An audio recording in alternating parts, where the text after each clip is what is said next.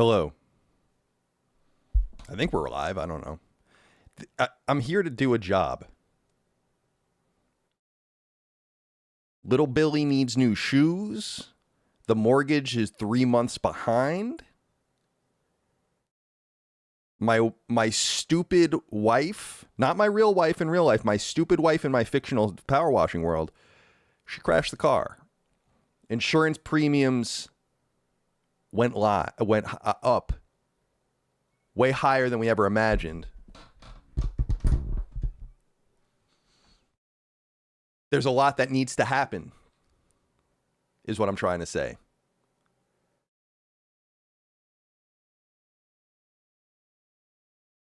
I'm not thrilled that I have to do this with my life. I would rather be doing something else. I had dreams as a young person. I grew up in central Iowa. And I had dreams of the big city, and I had dreams that I was going to go. I actually wanted to go to NYU, and I wanted to study philosophy. I got really into my parents were farmers, corn farmers, and every week they would take me into the big town, and I would go and I would get books from the library, and I fell in love with Aristotle.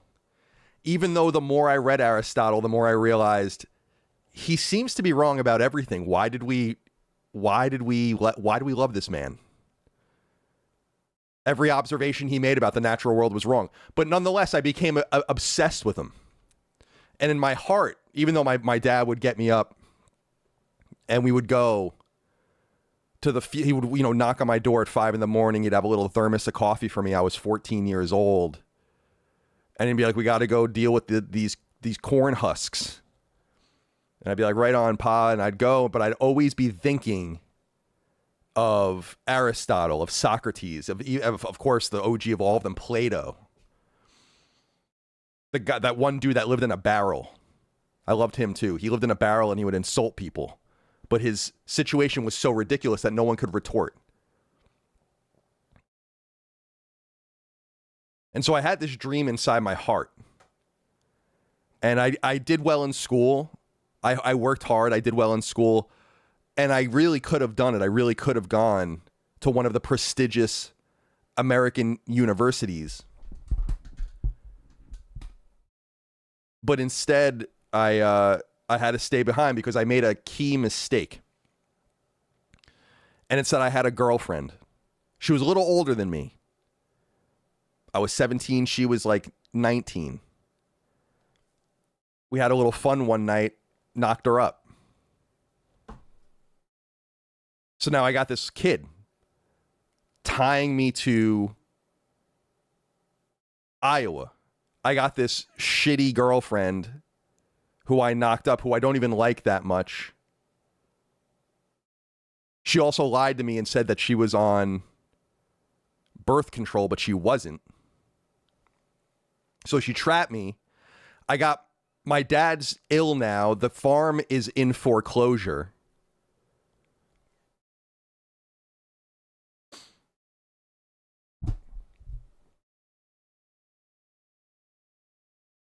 And so I have to make some money.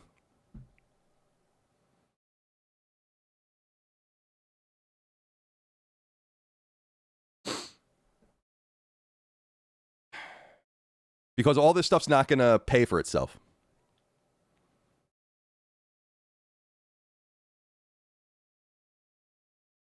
And I wanted more for my life. And I'm not saying there's anything wrong with being a power washer.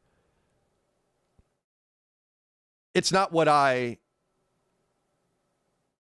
had aspired for as a child. I'm not going to sit. That's the whole thing, is I'm not going to sit here and aspire to that. I'm telling you what I aspire to. I was born on that Iowa farm. I lived there my whole life with my siblings and my parents. We grew corn. Sometimes the government would say the corn prices are getting too low. We'll cut you a check, destroy the crop. And so we did all of those things. And I was out there. doing all the work. But I thought so much. I almost made assumptions about myself where I was like, of course I'm going to get off the farm. Of course. And again, I'm proud of the farm. My family, that's a 4th generation farm. My great grandfather was sent over in 1917 into Europe into World War I. He saw a little bit of combat, but of course we got into the war a little bit late. And so he did about 18 months over there. He came back. He had a little bit of money that he made from, his salary kind of stacking up. And he's like, I'm going to buy this little parcel of land, because he himself, interestingly, wasn't from Iowa. My great grandfather actually lived in Brooklyn. And after the war, he's like, I got to get a little space and a little bit of time. I blew some German's head off with a single shot rifle. It's all I see in my head. It's all I see in my mind's eye. I need to get away from these urban settings and recenter my life. And so he bought this farm. And a few years later, he found my great grandmother. They met at church. They're Lutherans.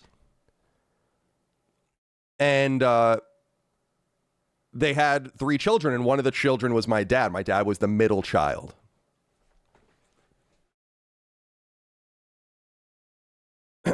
So they grew up on the farm, and they were growing corn. They were a little bit more... Corn became everything, of course, in Iowa and in other parts of the United States as well, but they were growing a few other crops as well, but they went all in on the corn. And so I think my dad felt a certain level of like, my dad blew the German dude's head off with a single shot rifle. It's all he saw in his life. He needed the farm. It found him happiness and all the rest. And he's the one that wanted to kind of continue the tradition. I don't think he thought too deeply about how it might affect me.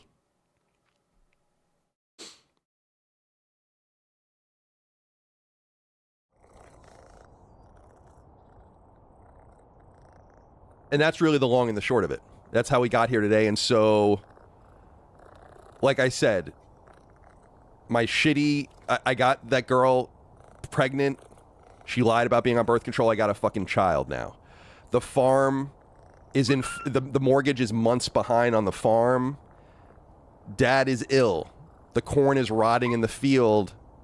Someone's got to do something.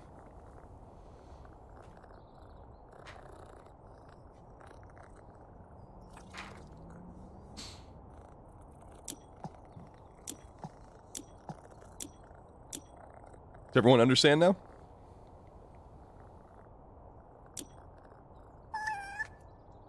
So so the thing is that I met some shady characters. I met some shady characters in a bar. I went to Des Moines for a wedding. An old pal of mine that I went to school with. His name's Chris. We call him Chrissy. And I was in Des Moines, and I was at a bar. So, it's the reception was at a nice local establishment, and it was getting a little bit kind of too much for me. It felt like it was almost like I was in a high school reunion. I was seeing a bunch of people I knew. I was seeing a lot of new people. It was a lot, and I was like, let me just kind of retire for a moment to the bar in this establishment. Because they have a little restaurant, and they have a whole other thing going on there. And so I went to this bar and I sat down, and there was a dude there. And I got to talking to him, and he was like, I was telling him about this situation I was in monetarily, and he was like, I have a very unusual opportunity for you. I want you to suspend your disbelief for a moment. There's a planet in another galaxy that orbits a dual star. The planet is Tatooine. And I was like, I don't know anything about it. Now, you have to understand, I've since caught up, and I understand a little bit more about the situation. But he's like, I have some things for you to do. we don't pay in dollars. And I was like, well, I don't want, what am I going to get? Like Chinese yuan or something like that? And he's like, no, nothing like that. What we'll pay you for, it will pay you in these things called imperial credits. But the exchange rate from imperial credit to US dollar is quite high right now. And I was like, all right, interesting. So keeping all of that lore in mind, we find ourselves here today. And he's sending me to the Lars homestead, first and foremost, on the Great Shot Salt Flat. Now, I asked him about, should I worry, like, 2 stars, do I need sunscreen? And he didn't answer me about that. And I was always curious if I was getting disease from being in the sun too much, not paying too much attention to myself as I'm power washing around Iowa.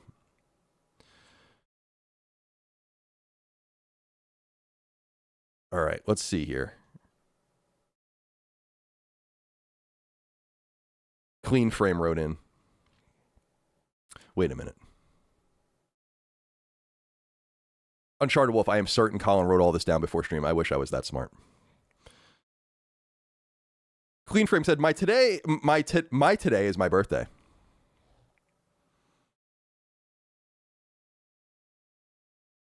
So to celebrate this joyous occasion, Aliens was the #1 movie in America world when I was born. What were y'all's? That's a good question. Let's look. That's a really good question, actually. I have no idea. Let me see here. Oh, this is, wait a minute. How do I do this? Well, it doesn't really matter. Top movie, October 14, 1984.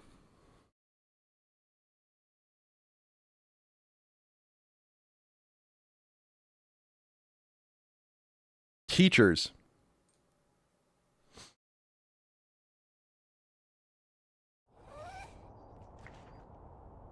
A 1984 American satirical black comedy drama film. I've never even heard of this. Nick Nolte. Judd Hirsch. Interesting.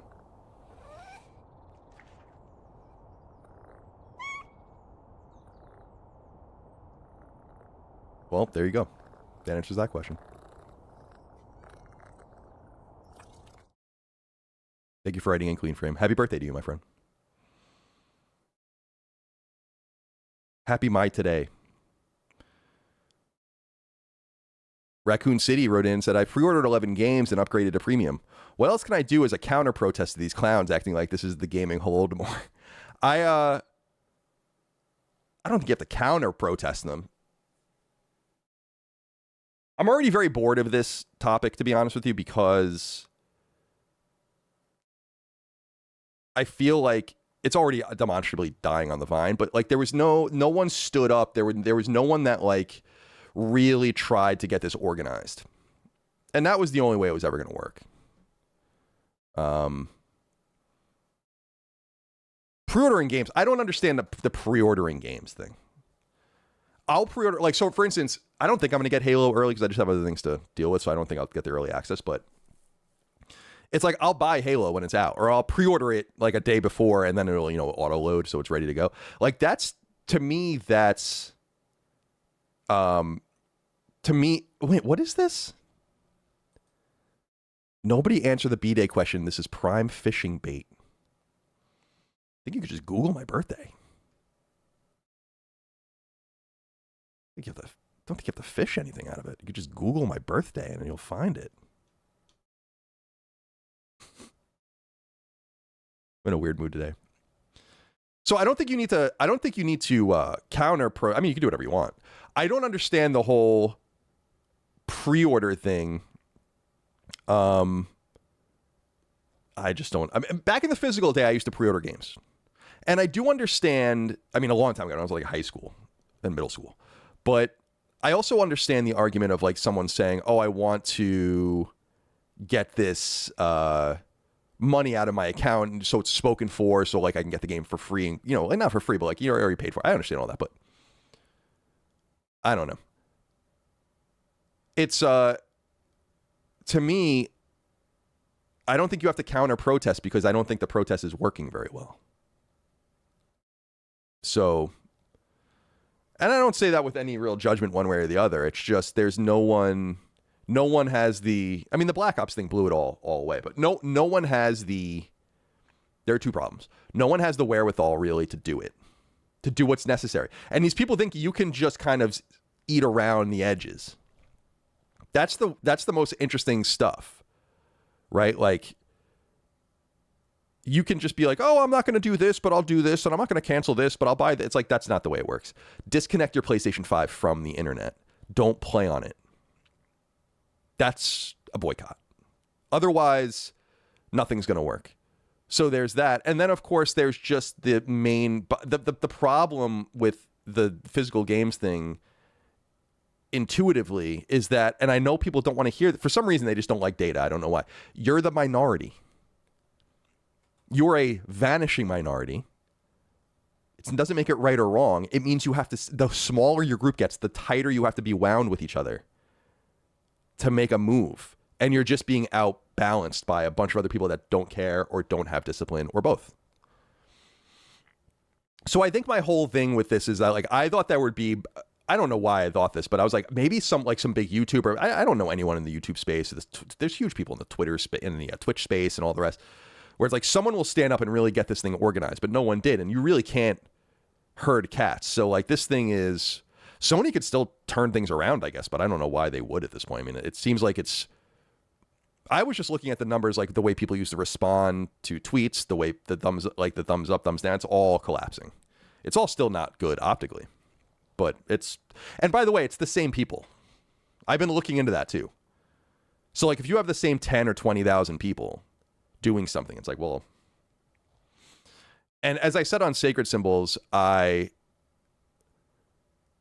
feel like I just feel like there are too many ways to circumvent this because there are too many things that people are excited about. And each one will pick people off. Wolverine's going to be a big one, right? But all the other games coming out in September as well are other ones. So you have to be, a boycott requires real discipline. I've never really boycotted anything. I've bought things and stopped buying things, but I've never like truly was like, I'm putting it all down. You know, I guess like I've just walked away from things, but I also don't, boycotting to me is like a movement as opposed to an individual action. So like, it's entirely possible that Black Ops and Black Ops 2 spiked the PlayStation Plus subscriptions to the degree that anyone who canceled their subscriptions are canceled out, and the number is now higher than it was. So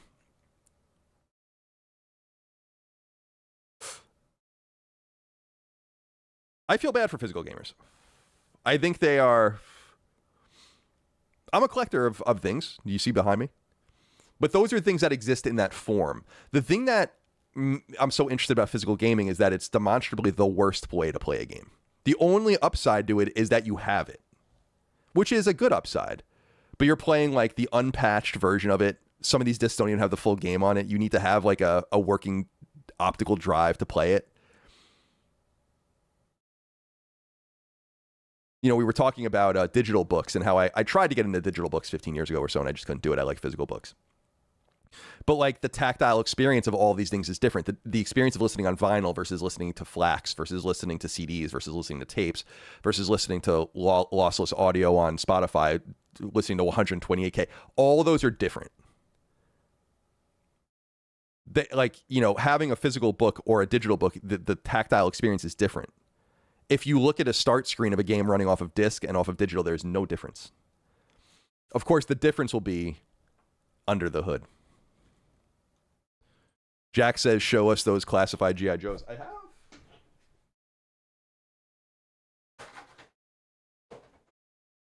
Some I haven't opened. I'm way behind at this point. It's all dusty. Techno Viper. I haven't opened him yet. He's kind of cool. Big Boa. Yeah, a few other ones. But I got to get back to that at some point. I'm so far behind.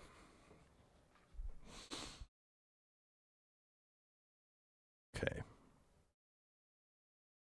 Jared Morales says, riffing lore and injecting context. Just put the prompt in the Claude and get to the game. It's the future of writing anyway. Oh, shut your fucking mouth, Jared. No one wants to hear it. Dude, I wish I had. I asked ChatGPT the other day. I was on my phone and I was like, make an image of an RV interior of a person who's quietly living during a dystopian situation or whatever. And it was like, you know, the normal slop. But what was so funny about it, I wonder if I still have it, I probably do, is there's like a blackboard and like a calendar, and the dude, and it's just like got notes on it. It's like, search cars, look for fuel. Like what, like, it's so fucking stupid. Oh my God, it's so stupid. All right, let's see. But yeah, we'll get to the game shortly here. I'll queue it up for now. Let me get rid of this, and then we'll go back here. So we're going to the Great Chote Salt Flat on Tatooine. Yeah, I don't like in the game they make you into a droid. I think it would be funnier if you were just somehow sent here. There are those twin stars I was being talked about. By the way, I'm playing on normal PS5, so you're not going to see the power of the Pro this week, unfortunately.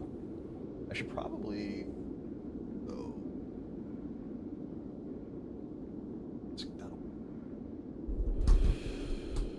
Okay. I have to remember how to play.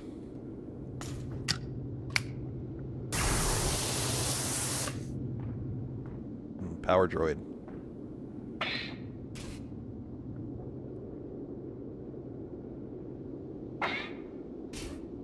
What do they got? What are they like? What's going on? Is this like? Am I gonna find the skeletal remains of Aunt Beru and Uncle Owen?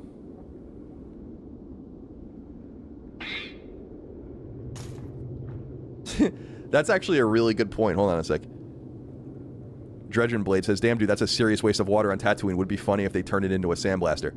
Yeah, that would be funny. I mean, what I'm looking at right now on the screen is a moisture generator because the water is so, you know, the moisture farming, because it's so, which I thought that was a cool thing. That was a cool thing that they came up with. The idea that they farm water. All right. Well, let's begin. Yeah, I think we'll stick with the yellow for now.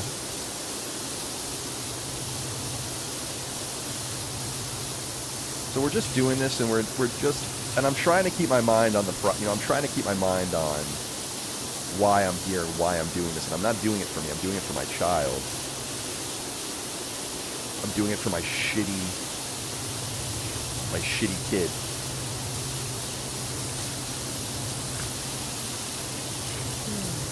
I should get another. Here, I'll get another question going here while I play. This is very casual and laid back, obviously.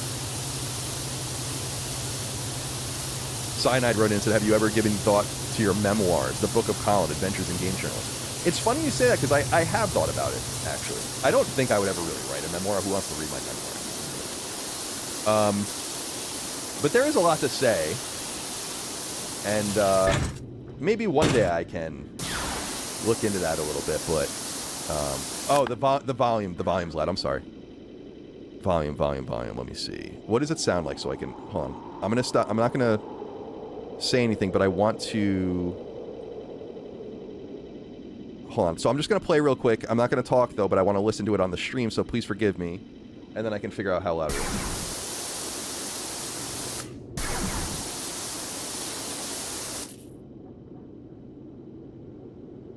One, two, 1, 2, 1, 2. That's loud? Okay. Let me see. Video capture... Oh, yeah, you're right. Try this now. Tell me if this is any better. Oh, God. How do I get my other wand back? Oh, I gotta look at the...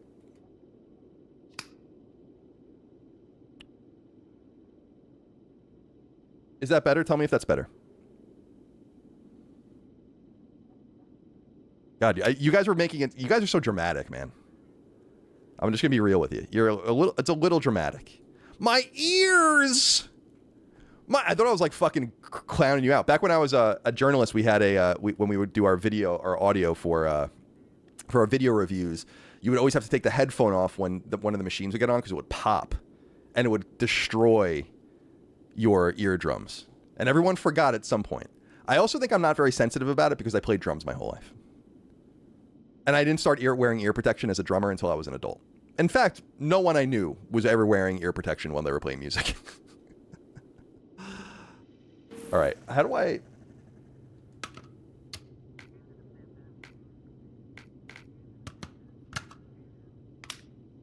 What is this thing?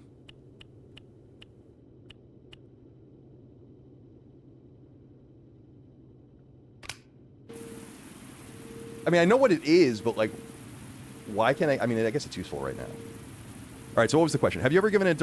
So memoirs, is it better now for everyone?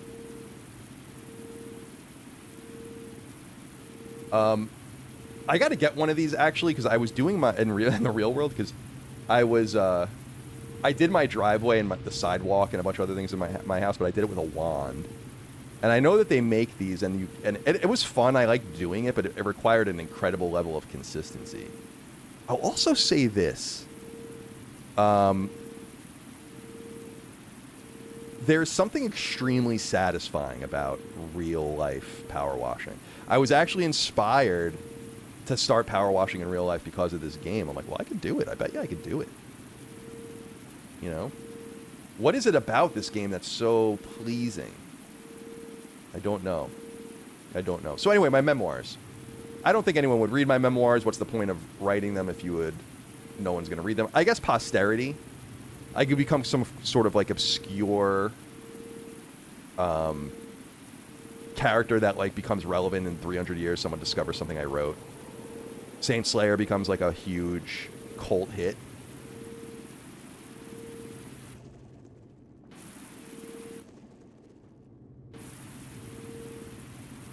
This game, I think, just speaks to people like me.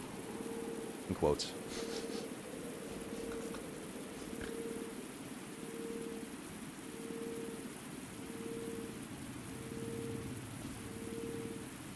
All right. So yeah, memoirs. I don't think so. Let's see what's next. Let's see what's next.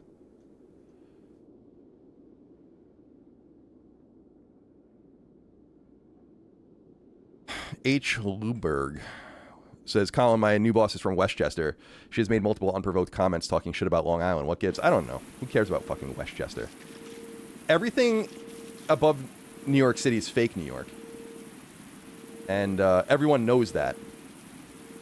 Of course, I just feel like New York is so...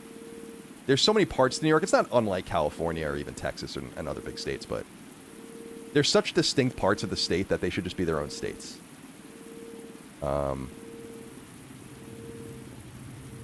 People from Westchester wish they could live on Long Island, but they don't have enough money, unfortunately for them. They have enough money to live there. They can go to Connecticut. But that's why they're so upset about it.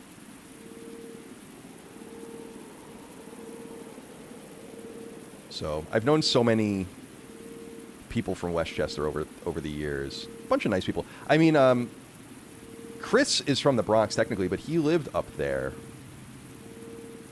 in his older, you know, when he was getting a little older. I think his parents left the city. So it's nice up there.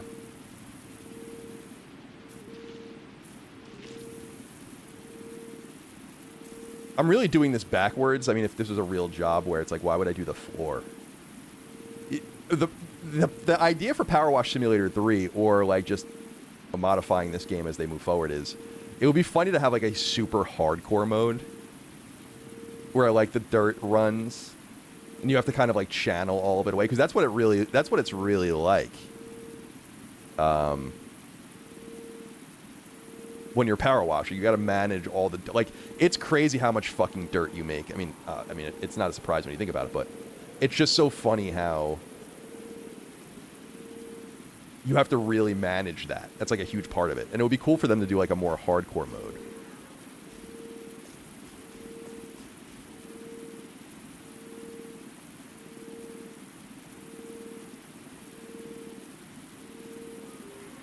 I gotta clean these droids up. I gotta look at the trophies, too, because there's always special things you have to do in the stages. I should probably look into that.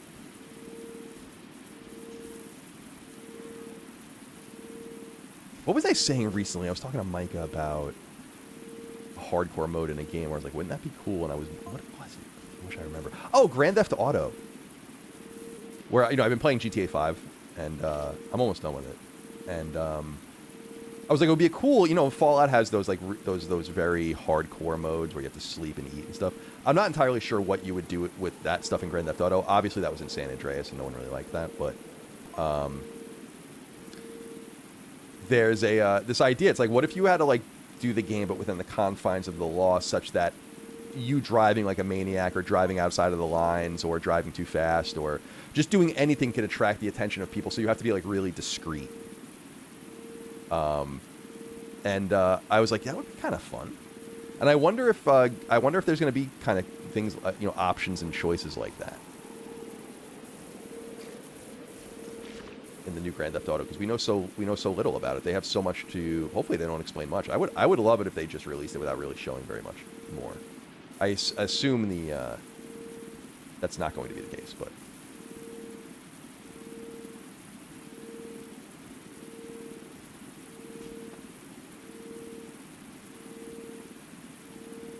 Put this here.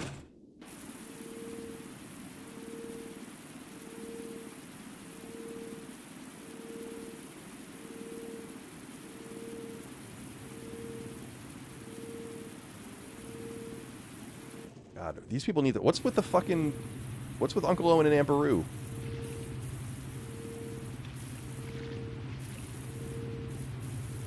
The Larses.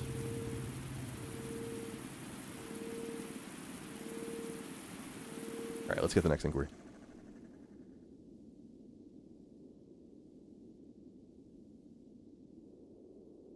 Parachute says, yo, Colin, you might like these a good bit, but you should try the double mini album Pink Moon Anti-Bloom from Silverstein or Steen. Good stuff. Stay cool. I have, you know, I gotta say, I've been really enjoying the... I mean, I've used it here and there, but everyone gets into the music that they like, and then they listen to more of the same stuff over and over again. But there's like discovery tools that are on Spotify that I actually think are really, really good. I've been on, now granted, I've been on Spotify for like 14 years, so I guess it knows me pretty well, but it just it seems to recommend like, oh, you know, the Discover Weekly little playlist, and I would say probably half of the songs they show me I end up adding to my own playlist, because I'm like, wow, you actually do know me pretty well.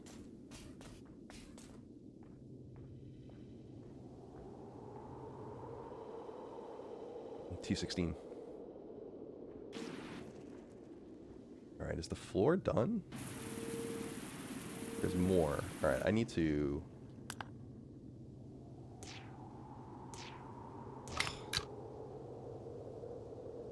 Oh my god, there's so many things. Okay. How do I get rid of this attachment? I don't understand.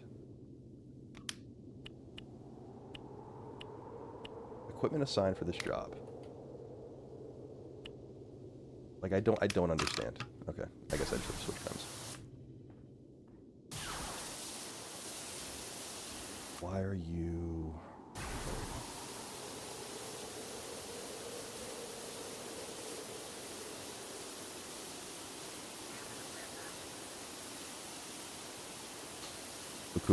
OGK Kage says, hoping some PowerWash simulator will melt Colin out from all the crybaby shit he's been on recently. Everyone say goodbye. We'll see you later.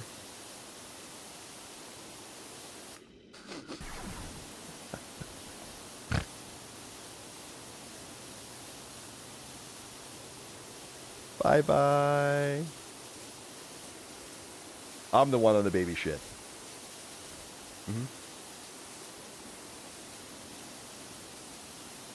Is Jaffe traveling again? I don't know where Jaffe is.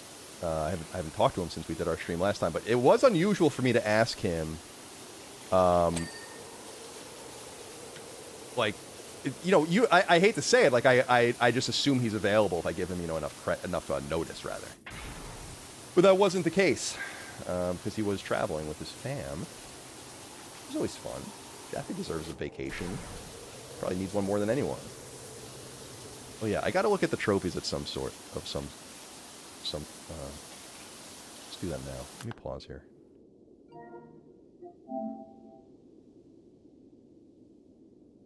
When is this? Okay. Lars Homestead.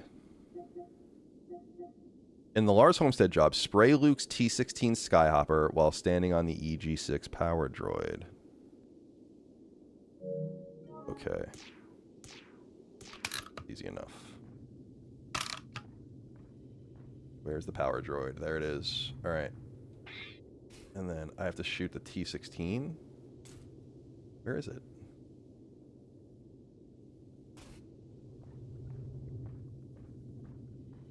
How do I shoot the T-16?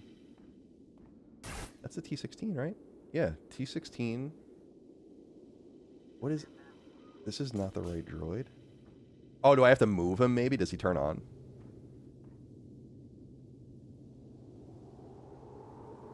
Maybe I have to clean him. Let's see. I'll clean him up.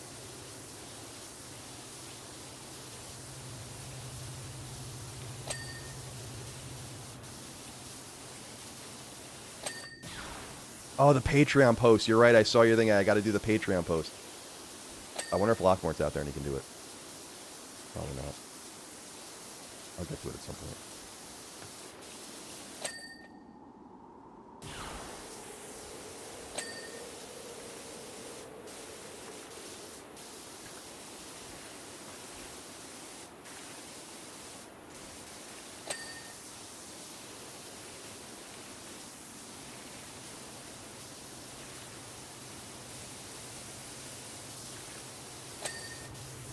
Oh, I hate when I go into that. There we go.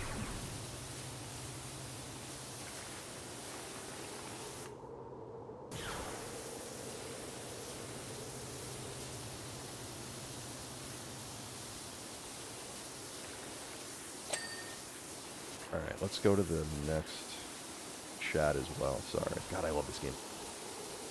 There's something... The funny thing about this game is that there's... It's definitely not for everybody. But it speaks to a certain kind of person. Ojikage. We'll see you in the Phantom Realm. Shambus wrote in and said, "Hello, Colin. Thanks for interviewing Del Walker. The most promising thing about Absurd Ventures is his clear desire to stay there forever. I'm really excited to see what they're up to." Me too. I thought that was a really great interview. I became aware of Del on Twitter a long time... Well, not a long time ago, but a while ago. And I invited him onto the show to see what he wanted to talk about. And I had these intentions. I have my notes over here, actually. I wanted to ask him a bunch of things because he's very outspoken and he's very knowledgeable. He has a lot of experience. And so I wanted to ask him a bunch of questions, but we really only got through the his CV. And we talked a lot about his experiences at all these different places because he's worked at, I mean, I have it here. I mean, it's such an interesting interview. You can go listen to it on Sacred Plus right now on Patreon, but he's worked at Splash Damage. So he worked on Arkham Origins and Arkham Knight. He worked at London Studio on PlayStation VR Worlds, Creative Assembly, Halo Wars 2. Then he went to Rocksteady and worked on Suicide Squad. He worked at Respawn on Star Wars Survivor and Apex Legends. He worked at Naughty Dog on The Last of Us Online. And then he worked at Wildlight on High Guard, which is interesting. And now he's at Absurd Ventures, of course, which is Sam Hauser's outfit in Santa Monica. They're making a couple of games. And so, yeah, really exciting and interesting conversation with him, and I really, really enjoyed it. I'm glad other people did too. Now, what do I turn the droid on? What do I have to do to this droid?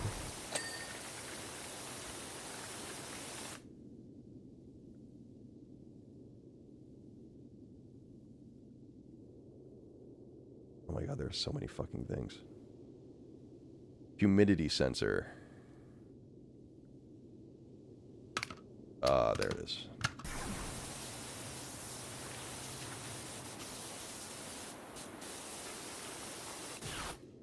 Probably the top. Okay, so he turns on. I got it. Okay. Is he... Do I move with him? So I can't stand on top of him? That's a little weird. Alright, but he's going to get over to the... Where's the T-16? Right there. I should get the ladder out of his way.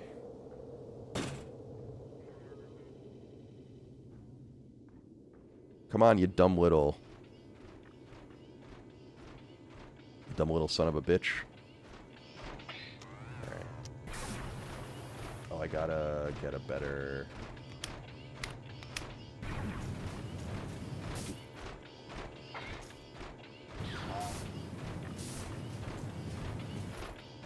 He has to maybe get closer. This guy gonna be in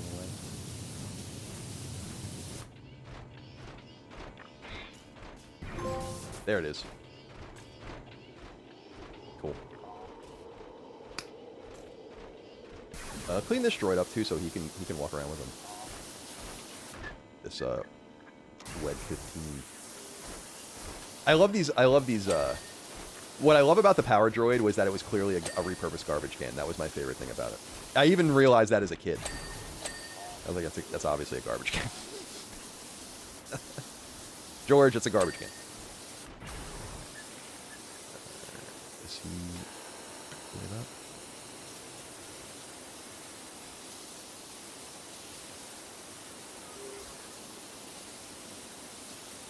Oh, dude, I had a very traumatic thing happen to me this weekend. I have a maple tree growing in my front yard. It's quite nice, and we had really bad weather, and a huge branch fell off of it. I lost probably 20% of the tree, maybe more. Got a huge wound now. Not a great time for a tree to have a wound in the fucking humid summer. Quite traumatic for me. Like I was really upset about it. Pick up. Oh, that's still better. All right, let's see. Anyway, Shambliss, thank you for writing in, and thank you for your kind words. I'm glad that you enjoyed the interview. Go check it out if you guys want on Sacred Plus, if you'd like. Chris Winslow says, "Hi, Colin. Important cue for you: Siamese Dream or Melancholy and the Infinite Sadness." I love both records, but I would say Melancholy is a more I mean, it's a double album, obviously. It's a more robust album, in my opinion. It's also...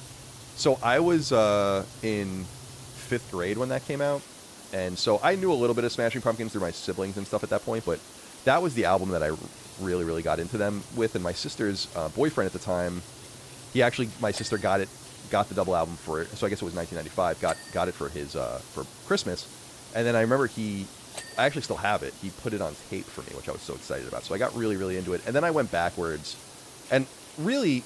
Smashing Pumpkins has several great records, but there is something... It might just be a nostalgia, that mid-90s nostalgia. It's just such an impressive album. So, yeah, but I think they're both awesome. Thank you for writing it. I actually play on the drums all the time. I don't play too much Smashing Pumpkins. I play a few songs, but Zero is one of my favorite songs to play on the drums from them. I love that video, actually, a lot. We're almost at 20%, so we're going to get another message soon, another text message. God forbid these people fucking clean up after themselves. Ridiculous.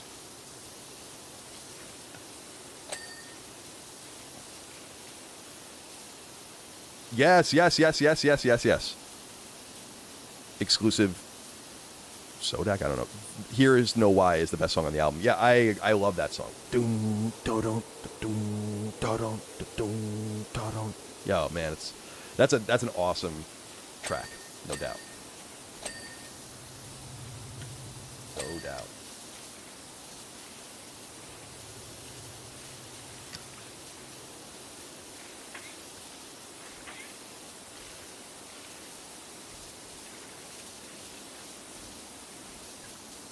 We'll get to the next inquiry in a moment.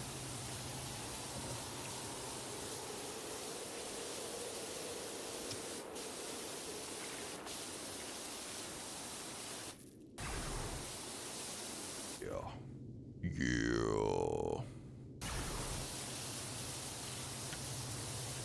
All right. we work on the moisture evaporators here?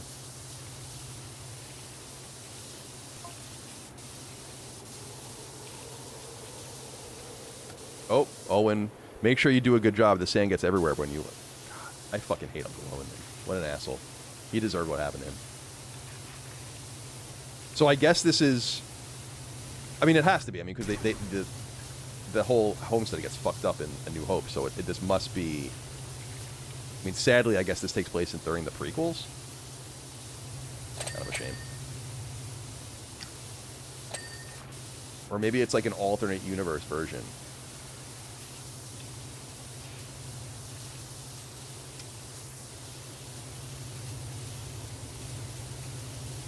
I wonder when Future Lab put this game together, I wonder how they decided what they were going to do. Because there's so many fun ones, fun ideas. Like, I know there's an AT-AT in the game, which is awesome. That's a really nice idea. But there's, like, so many, like, Jabba's Palace would be a cool thing, Mos Eisley's Cantina, a lot of stuff from Tatooine. I wonder how they settled on the homestead, which is a cool one. I mean, the homestead is a neat idea for multiple reasons in that it's, like, self-contained, it's dug into the ground, which, I always like that aspect of it, too. It's so fucking hot. There's a lot of cool little world building and just through Tatooine. Alright.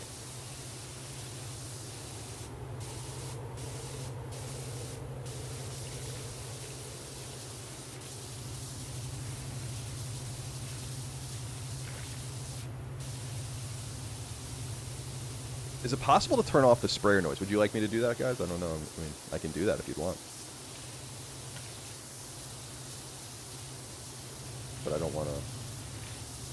It's so loud! Alright, let's see.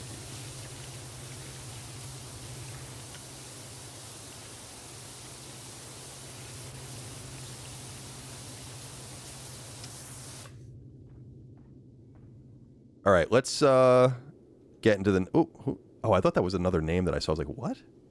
An old friend of mine.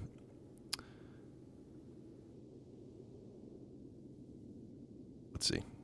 Ben the Gamer says, Colin, both your co-hosts have said live shows boost their morale. Don't be Sony of 2026, be Sony of the PSX era. It boosts audience morale as well. Love you. Audience morale. I can't be dealing with your morale. I have to worry about my own morale. So yeah, I can't be doing your morale. I can't be worrying about your morale. I suspect we'll do a live show for episode 500 of the... So that's in 60 episodes. The sensitivity seems really high on this. So I just ask you guys to be patient. It's good for morale, I guess. I mean, also nothing's stopping the other guys from doing live content if that's what they want to do. I mean, I'm not telling anyone to do something. If Dustin and Chris want to get together and do a live show, they should do that.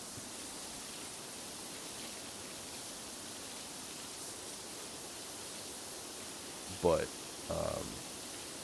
yeah, I think I gotta turn the sensitivity down. Well,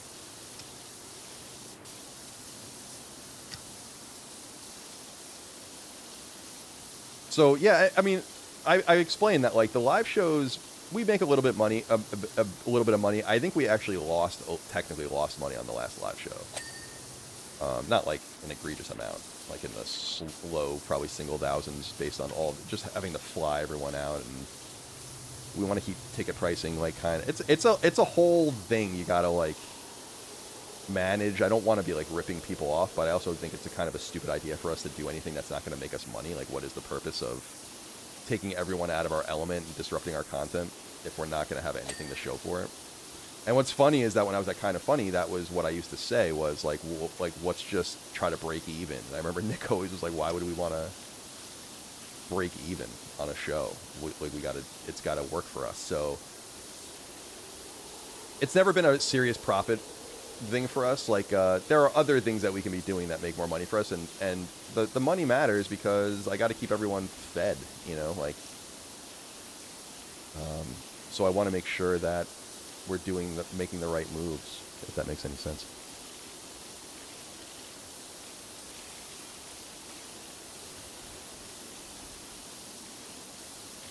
I feel like this is just going to get dirty again in the next sandstorm. The Jawas are going to come over here and have their way with Uncle Owen's body. Okay.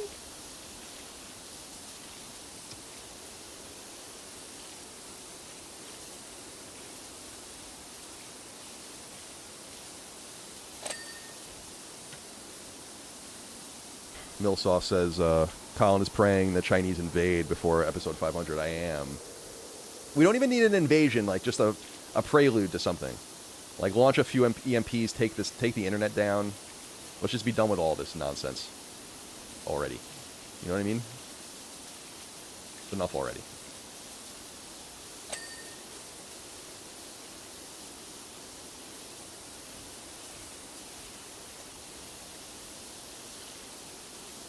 So yeah, I'm sorry for those that enjoyed the live shows and that they want us to do more. I am sorry about that. I really don't feel like we've done the last one, but it's not going to be a pillar of our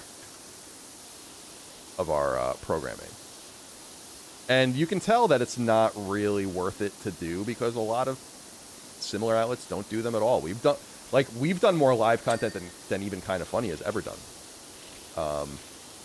And I imagine they would be able to make it work better than us. So if they don't have the kind of wherewithal to do it, then you kind of have to pay attention to that as well. I'm surprised. They seem to have abandoned their live programming almost entirely, which is interesting because that was a little more manageable for them, I think.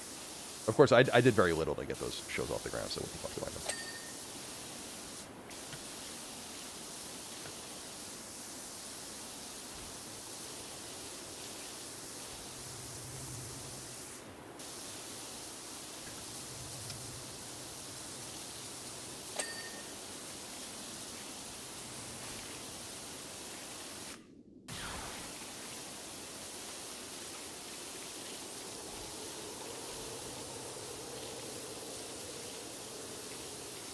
All right, let's get the next thing going here. Chris Hendrick says, this is a great idea for DLC. I never thought pressure washing the Millennium Falcon would be a sentence I'd read, yet here we are cleaning Dagobah swamp grass out of every nook and cranny. Cheers. Yeah, I think it is a cool idea. I mean, I was a little disappointed just because I buy all the funny thing I've said before about all the expansions is that, like, I've never even interacted with some of, like, most of the shit that they're doing. Like, I did the whole Shrek pack, and I have no idea anything about Shrek. I've done all of them. I think the only, like, the Wallace and Gromit one, the only one that I was, like, loosely familiar with, it wasn't there, like, an Alice in Wonderland one or something? Something like that. So, but, like, that's where the whole joke of, like, a job's a job comes from. It's Ryan Hyatt says, Colin, can we get Randy for a live show? God, you guys really love him, huh? Randy's arc is a fascinating arc. I will say that. Yeah, I did the SpongeBob one. I did do that one as well, yeah. But people really are fascinated by Randy, and I got to be honest with you, I'm kind of fascinated by Randy myself. He's got a lot to say, doesn't he? And isn't he a power washer, ironically? Isn't that what he was saying? He's an actual power washer? I'm afraid to power wash anything that really matters because, well, I guess my driveway matters, and I was fine with that, but it's concrete. Like, I should be, my house probably needs to be power washed in the next couple of years. I have white siding, so it gets pretty dirty. But I'm afraid to do it myself. Like, I'm going to fucking mess everything up. But it's so satisfying.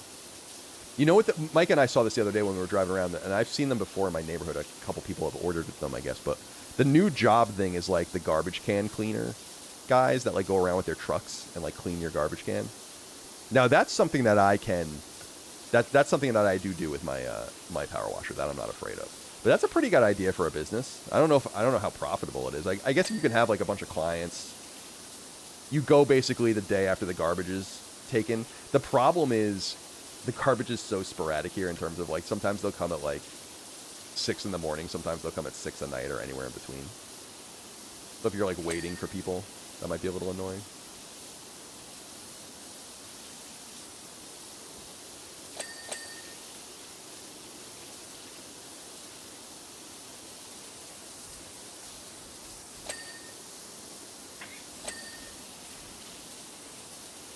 Just making money. That's all we're doing. Just making a little bit of money.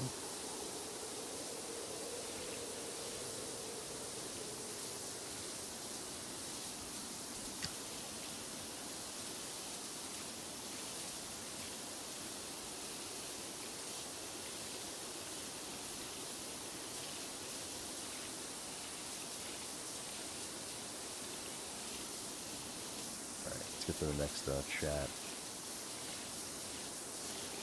Here, let's see.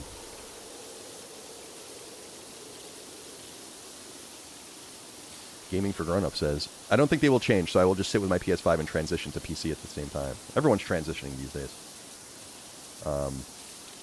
Yeah, you got. I mean, I've said, if all things being equal, if you have to be all digital, the place that you probably want to do it is Steam.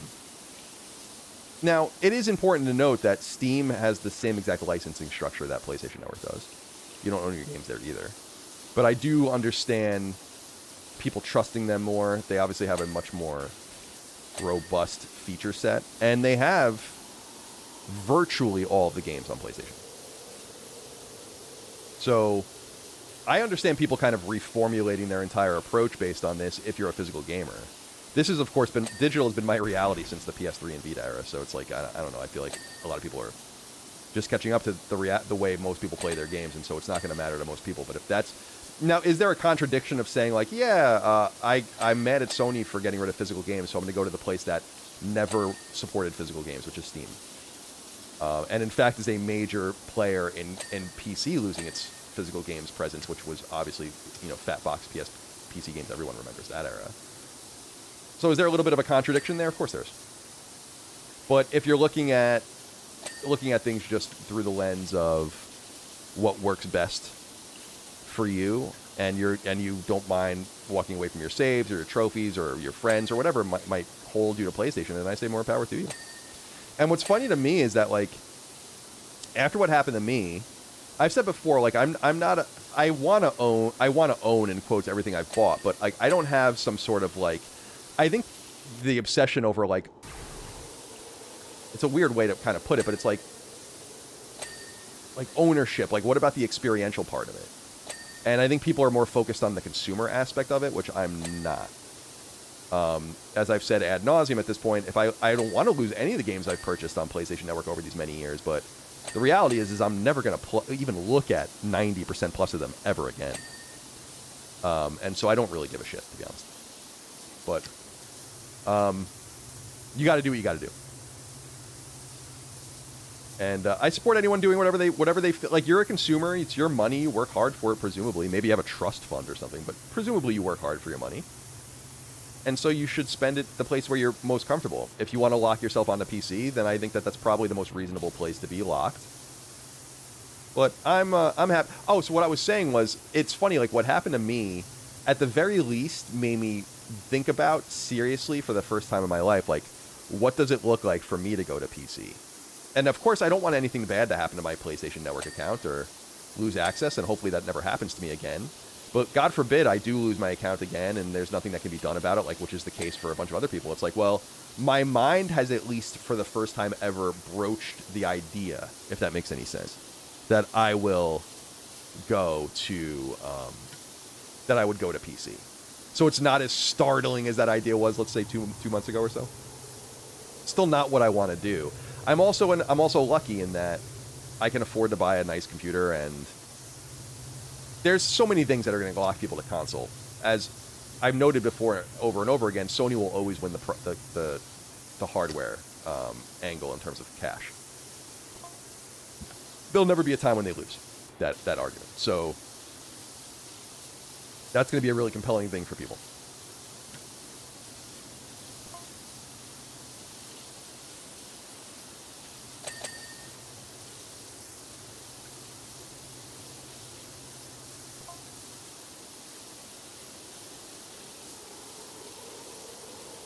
God, this place is filthy. What does fucking Amperoo do all day? Lazy bitch. Can't even clean. Uncle Owen's out here breaking his fucking balls. Fucking negotiating with shady-ass Jawas. Navigating the Tuscan Raider threat, and this bitch can't even fucking clean.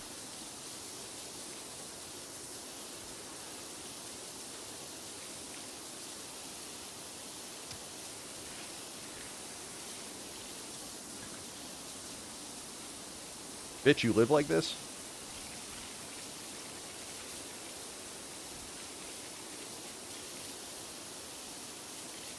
Again, I will say this too about the moving the PC thing, is that talk is cheap. It's a hell of a lot cheaper than buying a new PC. I would love to know more about the wargaming behind the scenes with Sony about... They've no doubt exhaustively spoken about all of these things behind the scenes and made moves based on what their expectations were, with their analysis of the numbers and all the rest, and I think it's safe... I think it's safe to assume, based on the status quo right now, that realistically speaking... Well, let's not even say realistic. Well, it's realistic, but let's say relatively. Almost no one is going to move off of PlayStation. That's there right now, because of what's happened. And I think part of that calculation, as we've prognosticated, was that, like, they understand that there's really nowhere for you to be. If physical gaming is truly what's most important to you and not sticking it to Sony or whatever, which might be the most important thing for you, and that's fine too, then I think they've probably calculated that there's nowhere for you to be. And they just know, and I know, and you know, that most of you aren't going anywhere. Surely there'll be some of you that are sticklers and mean what you say and are just tired of it. This is the last straw. I get all of that. That makes sense to me. But realistically speaking, none of you are going anywhere. I hate to be the guy that tells you that, but...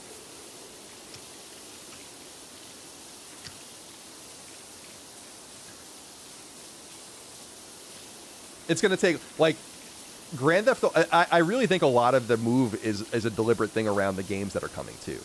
Very strong slate of just games generally on PlayStation coming. And I'm not saying PlayStation games only. I mean, you have, like, Phantom Blade and Wolverine and Tokon and stuff. But just generally speaking, there's just a really strong slate of games, whether it's Onimusha or Dawnwalker or Control... Obviously, GTA is going to draw a lot of people. So I think that Wolverine, of course. So I think that they calculate and they're like, yeah, I don't think these people are going to be able to stay away. They don't mean what they say. And I will say that I am a little surprised by how quickly it all fell off. Again, I expected a much more protracted, much more organized kind of thing going on, and none of that really materialized at all. So. That's the internet, baby. I don't know if any Star Wars nerds are out there that remember when they finally released this toy in the 90s of the T-16. I was so excited to get it.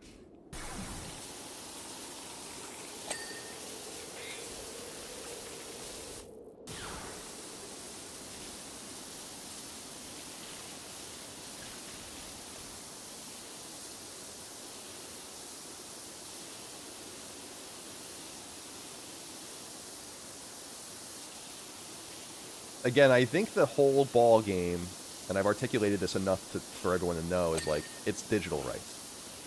And people that think that, like, holding physical games saves us from the digital rights thing, it's a clownish argument, really. The digital rights thing affects everyone, and that's the fight worth having. And I think that I think everyone's missing the forest for the trees. They're like, well, if you care about that, then you should care about physical games. And I'm like, no, I don't really think that that's the way it works, actually. I care about the rights for the things that I buy digitally. I live in the 21st century, and those are the things that we need to worry about now.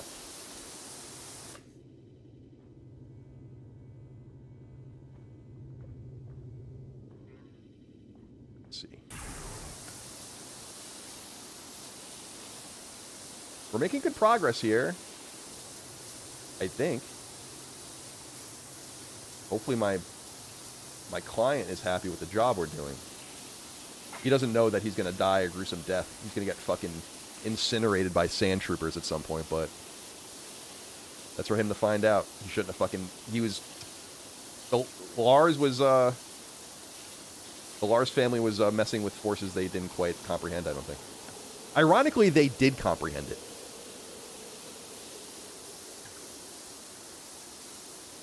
Flyer says, are you going to put up the Patreon post? Okay, fine. Okay. Fine. Is that what you want? Okay. What do you want?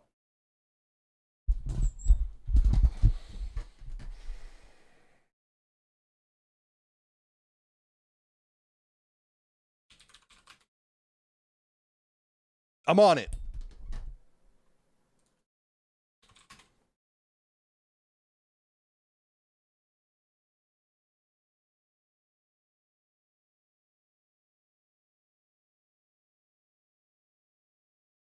Millsaw says, they might already be dead.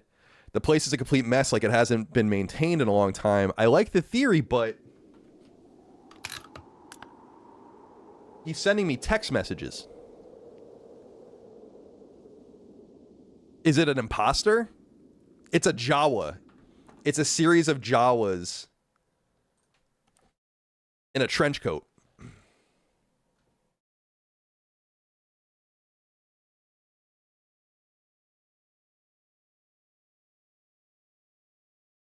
All right, so I got to create a post.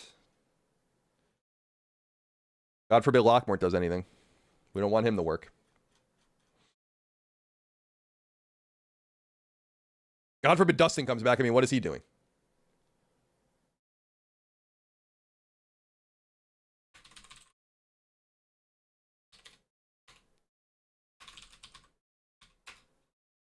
What episode is this?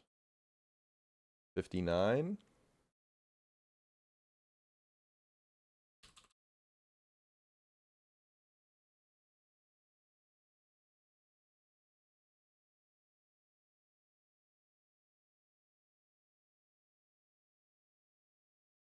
This is it. This is what he wanted. Allow me to give it to you. Allow comments from no one. Synchronous streaming. Streaming. Oh.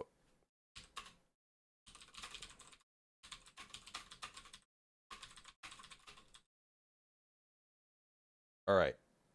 I think we're good.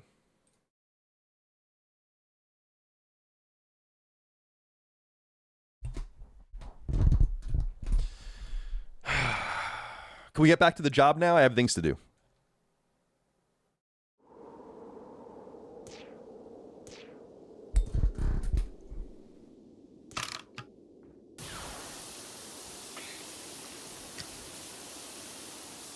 We're almost at the halfway mark. Patiently getting there. A lot of crevasses for us to deal with.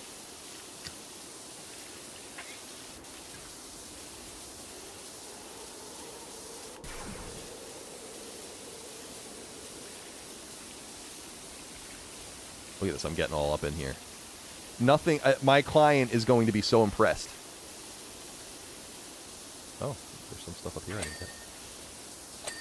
Sort of snuck up on me later when I was trying to figure out what I was missing.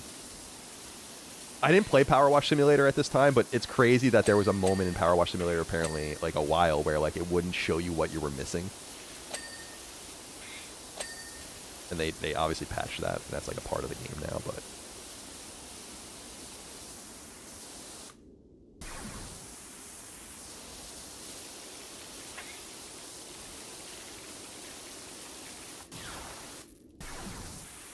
How much am I getting paid for this job? 320 Power Wash bucks.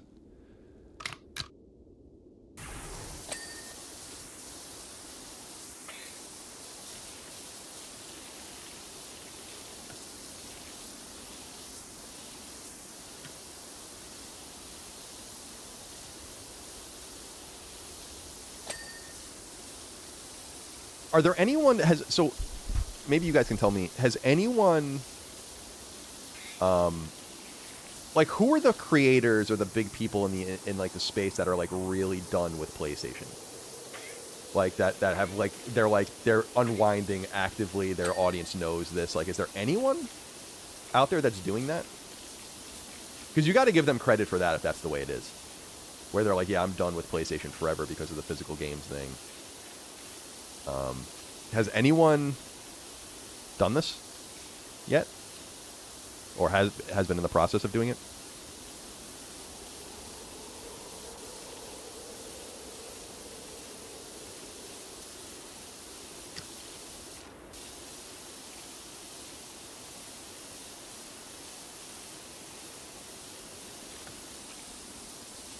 Let's see what you guys say. None that I've seen. Moist Critical. MBG.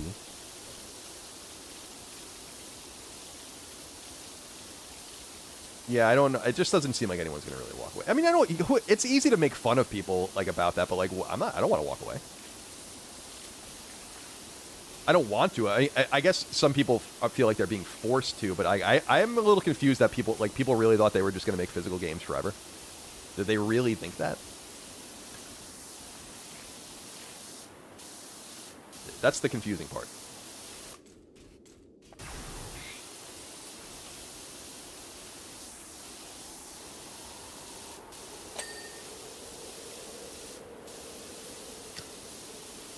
Like, the PS6 being digital only is a little bit of a surprise, just because I'm surprised they're not going to even sell a disk drive for for the console version of the machine. But they obviously want to have some sort of like cogent approach, and I do respect and appreciate that, so that the things truly interoperate, which I think is going to be really exciting, actually.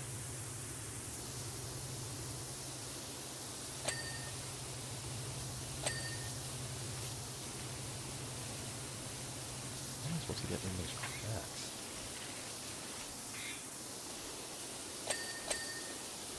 All right, let's get the next chat going.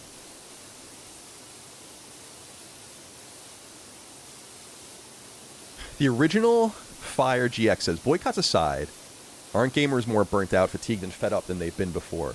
They'd leave the ecosystem. Proof if a PS6 fails to sell. I think everyone kind of just likes to... I don't... I've been playing video games for almost 40 years. Every day of my life. I say it with, I think, an obvious level of authority, and it's obviously a personal opinion, but nonetheless, we live in an era of, an almost unprecedented era of gaming. There's more to play, more to distract you, more to delight you than there has ever been by an order of magnitude. And it's hard for me to imagine being too upset about problems like conduit problems, like how do we get the game and all that. Yeah, I understand all that. How much are we paying for games? Like, yeah, it's like Tundra Boy says it here. Infinite great games. I mean, that is 100% true. There are so many good games that it's mind-blowing. Like, when people say, like, gaming's dead, like, what? There's nothing to play. It's like, you just don't like video games. That's okay. You don't like video games. It's all right. It's kind of how I feel about film. There's obviously great movies and stuff, but I just don't care. Because I'm not really that into... There are so many games, dude. And I encourage people to go and look at the full texture of what's available and get away not only from the AAA space, but even just the big AAA space. There are games in the AA and AAA space that you've not played that are coming out. That game Luna Abyss that I platinumed recently, I mean, that studio closed. In a different era, that game would have been big, but there are just too many options for people. So when people say, like, games suck and there's nothing to play them, but it's like, you're out of your fucking mind. I mean, like, you're out of your mind. Do you realize that there were fewer than 300 games on the N64? Do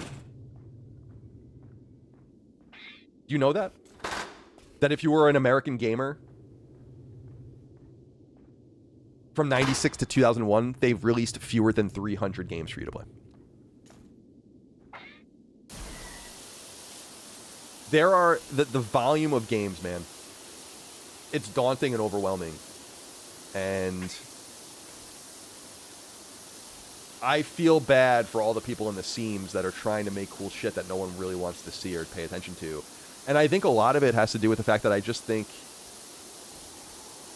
I guess I love video games substantially more than even the average quote-unquote gamer loves video games. And so it's hard for me to see the way people see things sometimes.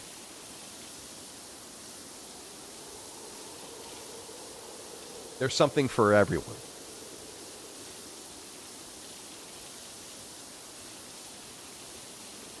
And I hope, go spend your money on games that you like. Go buy games. Show your support. If you can afford it, show your love to these various games.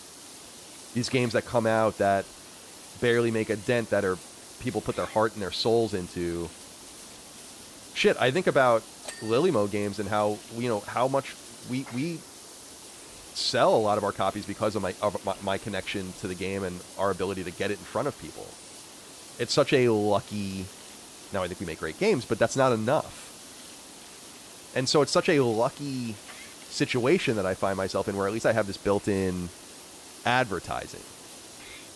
And these little small advantages that give you a leg up on the market. And I see some of these games, like I go on Steam and I look at some of this stuff, and it's like, damn, no one's playing this game. It's like, how is no one playing this? This is awesome. This random side scroller, this random shooter, boomer shooter, this random whatever. People putting their love into this stuff, and that's the way it goes. I'm not saying people should win just because they play.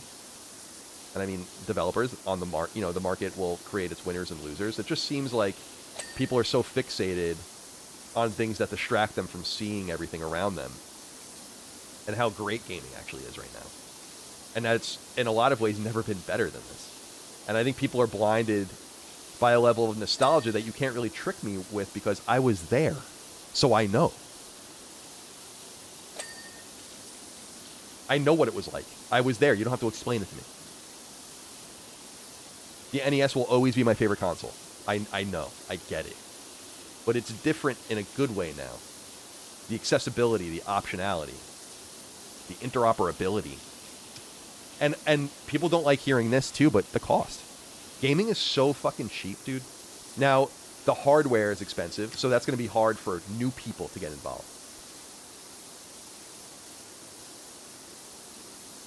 But if you're already in, which we all are, I mean, if you're listening to this or watching this, you all have your hardware. Gaming is comically cheap. It's like comically cheap. And you got to respect that and appreciate that, because it's good. So, I don't know, man. I don't know. I think people seem... Back to the original inquiry here. Let me see if I can go find it so I get the right verbiage. From the original Fire GX. He says gamers are burnt out, fatigued, and fed up than they've been before. It seems that way, but I just think the numbers show a different thing. People... What used to be said on GameFAQs forums and on Usenet and all these different things now are just in social media, interplaying with everything else that you see every day, and it makes it seem like everyone's really angry, but I don't think they really are as angry as they seem. There are, of course, angry people. There are people that thrive on it, that like they don't make content. For instance, if they're a content creator, they don't create content about the things they like because they don't like anything. And that's anathema to the way I played it, to the reason why I'm here.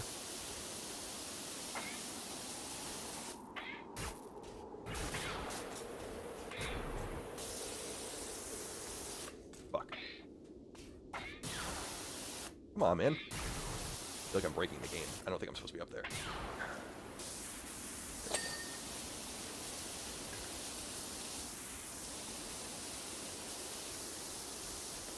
Yeah, well, oh, there we go. Okay.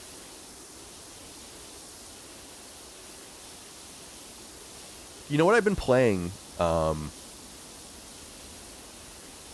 is Onimusha Warlords. I just turned it on. I downloaded it again on Sunday, and then I just beat it in one night because it's so short. You can beat the game in like less than 3 hours. It's like nothing.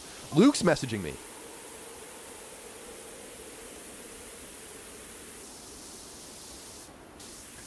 And yesterday, so I beat the game, and I wanted to get the, what is it, the Bishamon sword or whatever, so you have to get, like, all the fluorite in the game, which I did, but then you have to do the Oni Spirits minigame. God, that shit is so fucking annoying. I forgot how super annoying that is. What is Tom, or no, TC Ripe wrote in, Power Wash Simulator dropping frames on PS5 Pro is wild. I remember that happening when the game came out, and there was like some fix to it, but I don't recall what it was. I'm playing actually on I'm in my office, so I'm playing on my regular PS5 actually. So we don't, if it's a pro endemic problem, we're not seeing it here. But I remember that stuttering problem happening when Power Wash Simulator 2 first came out, and I remember there being a fix for it. I'm trying to remember what it was. Like, it might have even been the way you play the game, or like some option you turn off in the game. What was it? You know, I think it was something about turning off autosave. If I'm remembering correctly. So if you're having problems with that, consider shutting off autosave and then just manually saving, because the game saves automatically every percentage. And I think if you shut that off, you'll be in better shape. So give that a go. That might help. But I think that's also old advice. That might be advice that no longer works for people. I don't know. But that strikes, that scratches something in me like that's what it was. Because, yeah, that's really annoying. If you have to play with a stutter, it's like, I'm not doing that. That's not happening. Jonathan Frankel, autosave, that's what it was. Okay, yeah, so there you go. Very well. All right, so we're making good progress here. So anyway, if you've not played Onimusha Warlords, like the original game from 2001, what a game, man. I love that game. It's so good. It's funny how bad the voice acting is. Voice acting was just bad generally back then. No one really knew what they were doing. But I have such nostalgic feelings for that game because I was in 11th grade when it came out, and I remember getting it because it was one of those first very important PS2 game releases, like up there with the Bouncer and a few other things, like in that spring of 2001, where some like non-launch games of some consequence started coming out and people enjoyed them. And I really, really liked Onimusha because I think Eco was in that same spring, and PS2 really started coming into its own at that point. And I actually went and bought Onimusha 2. If you're interested in Onimusha 2, the digital version on PSN is half off right now. There's a lot of good discounts. I think the discounts last until the 30th, so you have about 10 more days to investigate. I haven't even really looked at the larger sales picture there because I just try not to buy things just to buy them anymore. I got caught into that kind of Steam-style trap for a little while, and I'm like, why am I buying this shit just because it's cheap? I'm never going to play it. Who cares? Like, it's cheap. Who gives a shit? Like, it's a matter of if you're going to play it or not. So when my intention occasionally crosses over with the sales reality on PSN, I'm quite pleased.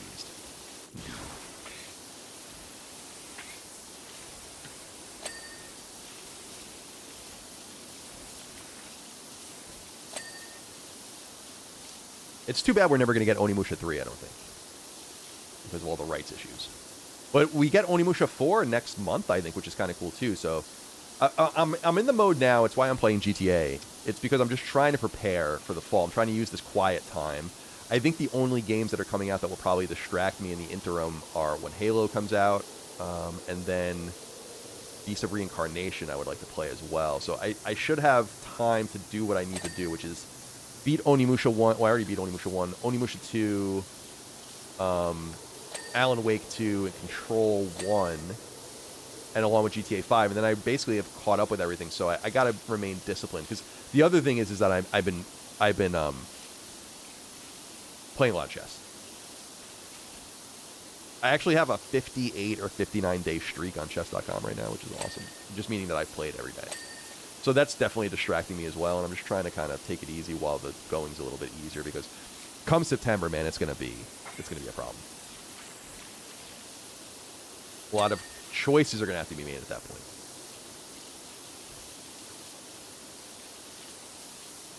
All right, let's see the next inquiry.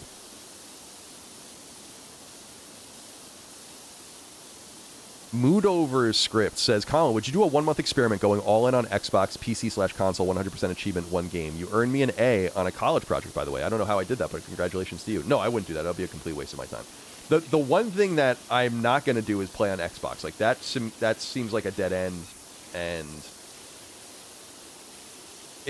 that's the one place where I'm like, I think it's reasonable for you to, like, you want to talk about places where you should really consider leaving for, like, a future, like, a different future. It's definitely Xbox. People are, like, really upset. I'll probably tweet this at some point so everyone gets really mad at me and I can make a few dollars off them on Twitter, but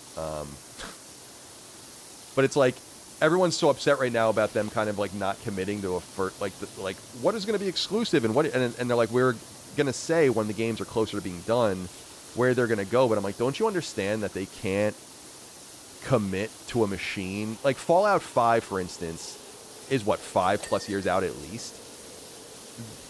The reality is that there's a reasonable expectation that there might not even be an Xbox to launch into by the time that game comes out. They're not going to make that commitment yet. And I will always feel like it's impossible to believe that Elder Scrolls or Fallout will be exclusive games. I know people want them to make big bets, and maybe they do, but I think that would be completely suicidal for those games. And I just don't think they would do it. They're not going to sell Xboxes. People will just go on PC. As you'll find out when Gears comes out, no one's going to buy an Xbox for these games. So it seems like kind of a dead end.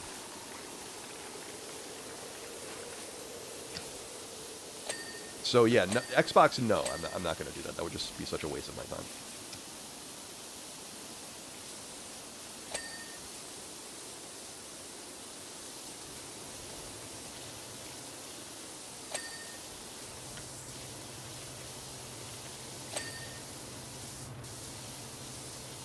Hey, next inquiry.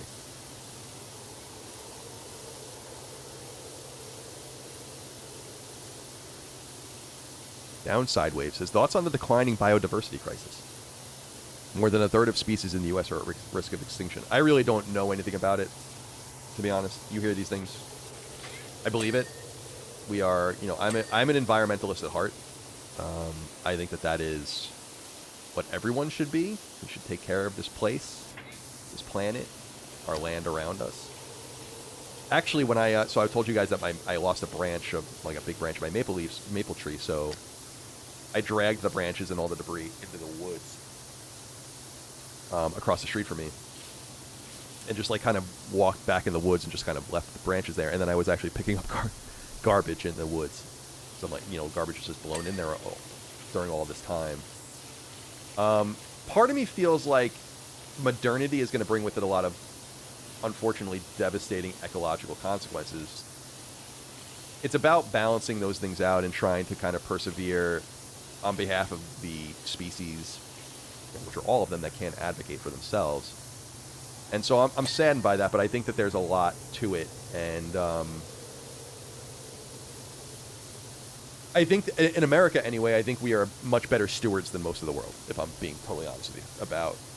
We are blessed with a huge country full of incredible geo and biodiversity. And I think, generally speaking, we do a really nice job of taking care of it, compared to some of these other places. One of the things that I think is really cool that's going on in China is they're, like, trying to stem the desertification of some of their land by planting, I guess, poplar trees and doing all this sort of thing. And I think that that's a really neat thing too. I think everyone's got to try to do the best they can. I also feel like this is going to be harder to do with the biodiversity question, but I also feel like with global warming and a lot of the other things that are clearly and demonstrably happening, that technology caused it and will also be able to fix it. And so I don't worry too deeply about it, if I'm being honest.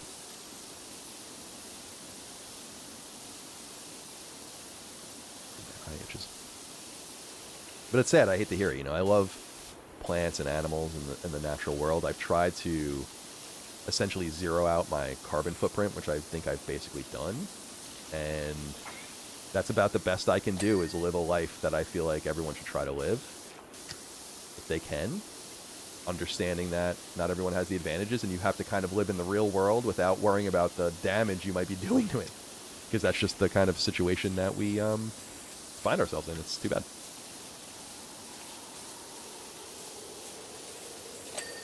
Look at the next inquiry going in a minute.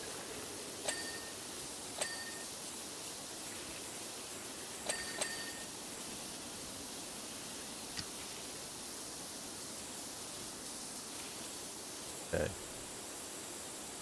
Cyanide says, do you think Dusty's dying to get back to work yet? I doubt it, but I do wonder if he's bored in any way. I mean, obviously he has, you know, like a newborn is, it's not like anything's happening. He's not talking to him. He's not going to the fucking Buffalo Wild Wings with the kid. You know what I mean? It's like, at some point you probably are like, all right, I've had enough. But yeah, I'm trying to, I've talked to him a few times, but I'm trying, Micah talks to Holly a lot, but I think almost every day, but I try to leave Dustin alone, because I just don't think he needs to hear from me right now. I don't want there to be like any of this, we make fun of him, like, come back, what are you doing, you're lazy, all that kind of, like, whatever kind of stuff. That's a joke, obviously, but I don't want him to feel a modicum of pressure to come back. I want him to come back when he's ready. And I trust Dustin. I think he'll do what's best for him and what's best for us. And really, what's most important right now is what's best for him. You know, we're fine without him. In fact, we're maybe a little too fine without him. Maybe he doesn't have to come back at all. Everything seems to be going just fine.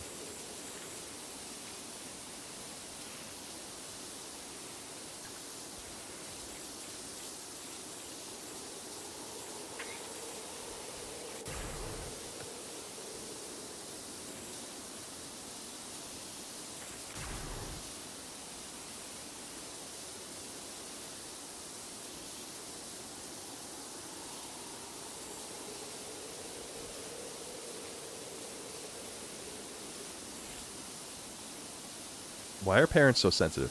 Broger's right in. Sweet summer child, you have no idea how much your baby entails. I never said I did or didn't. Stop being so sensitive. Who's more sensitive than a parent? Jesus Christ. We get it. You had a baby. Congratulations. Very interesting. Very. Congratulations. All right. Let's see.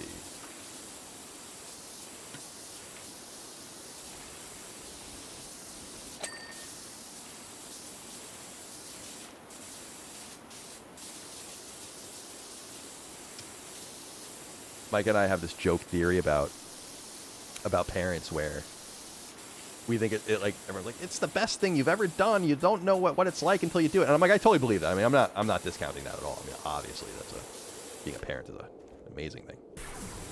But we have this theory, like this like joke where it's like all these people in our lives are just trying to like get us to commit to having a kid too, so we can be as miserable as they are.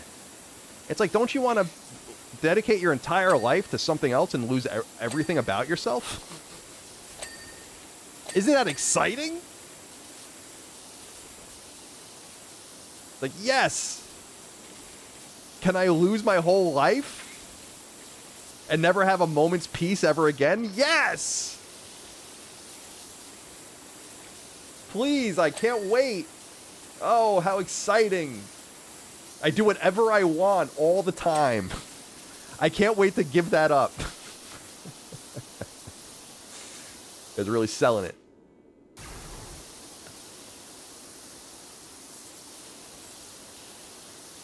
Don't you want to spend all your money and time and energy on something else?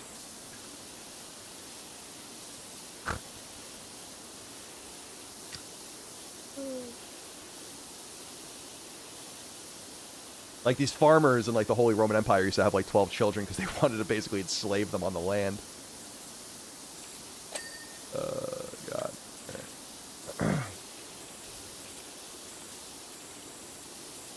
I'm open to it, by the way. I actually think I'd be a really good dad, but it's just not.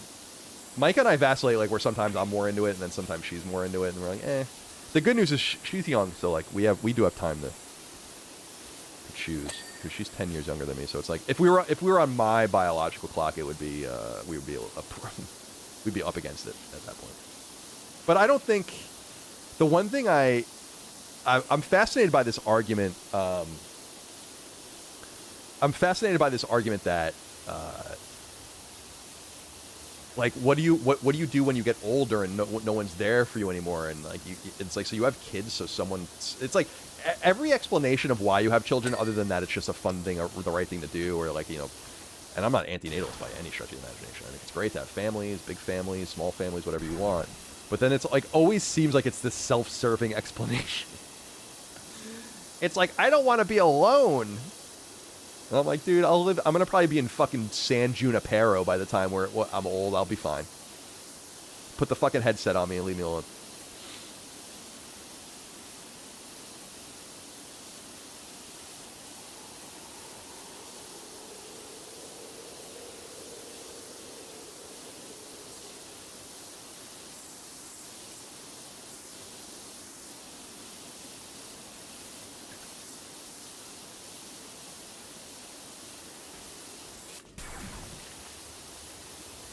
This place is a fucking mess. What do these people do in here? Jawa cum. It's gross. I said that. Inappropriate and unnecessary.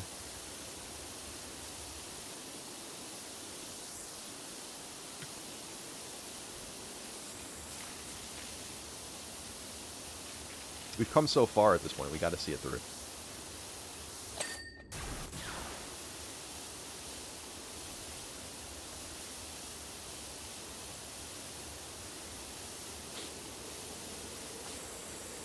All right, let's see. Next inquiry. Well, we have a lot. Okay. Tuffy J wrote in. Said, counter protest, I'm 45. It's sad the amount of control, trust, and power younger gens are happy to see the corpse, only caring after being screwed. I think this idea of... I think people are getting... My honest opinion is people are getting a little dramatic with some of, like, the control and the company has... It's like, guys, it's a physical video game. Respectfully. People have been buying licenses for digital games since the PS3, since the 360 era. This is the way it's operated for more than 20 years. It needs to change. I hope it does change. But acting like I don't know, man, like the renegades are the people that want to buy discs from a company. Those are the renegades, and it's about control. It's like, I don't know, man. I think people are kind of spinning themselves into a circle over this thing. Like, I think that's why the boycotting and the messaging is just not working. Is because like no one really has a cogent thing to say, and they can't let go of certain arguments that don't really make any sense, or at least lack a certain salience. You know, I don't know. It's not even it's fun to talk about. I like talking about it, but it's like how are you supposed to?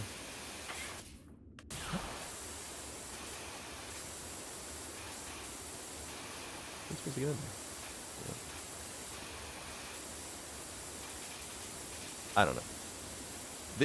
We'll see what happens with all of this. I just feel like the die is kind of cast. I do think that Sony has the opportunity to just keep the PS5 games going, and I wonder if that's what they will do. But I do feel like there's an underrated part of this, which is like I don't think they want to, for lack of a better term, be bullied by their audience in a way. I know that's a weird thing, but I don't think they want to give that line up, because then I think it makes them gettable, if that makes any sense moving forward, or at least the expectation will be like, well, we bitch loud enough and this move happens, we can just, you know, and obviously you're a client, a consumer of the brand, so you should have every right to interact with it the way you want. But I wonder if they're looking at it being like, we really should just hold the line, it's best for our business, and it's what most of our clients, if not what they want, what they expect in terms of what we're going to be doing with the next machine. The thing you can't ignore, that I think is really germane to this conversation in a way that a lot of people don't want to acknowledge, is that Sony has all the data. And they wouldn't have done this if they didn't feel safe, predicated on that data, to make the move they're making. And so I just think people have to pay attention to that little aspect of it. It's not quite as, I don't know. It's like, I think people think they're speaking for more than they do, than they do. Like, you're definitely not speaking for me, right? People got mad at me for saying, like, I don't care about physical media. I don't care. Why would I want, like, to me, like, people are all about, like, having these games on their shelves and all that. Micah's like that. I mean, Micah buys all physical games. But to me, I'm like, why do I care about it? Like, I don't care. Like, I just don't care. Like, the second we started being able to buy digital games, I started buying them. 2005, 2006, I was all over them. I have, like, between PS4 and PS5, I have more than 1,000 digital games.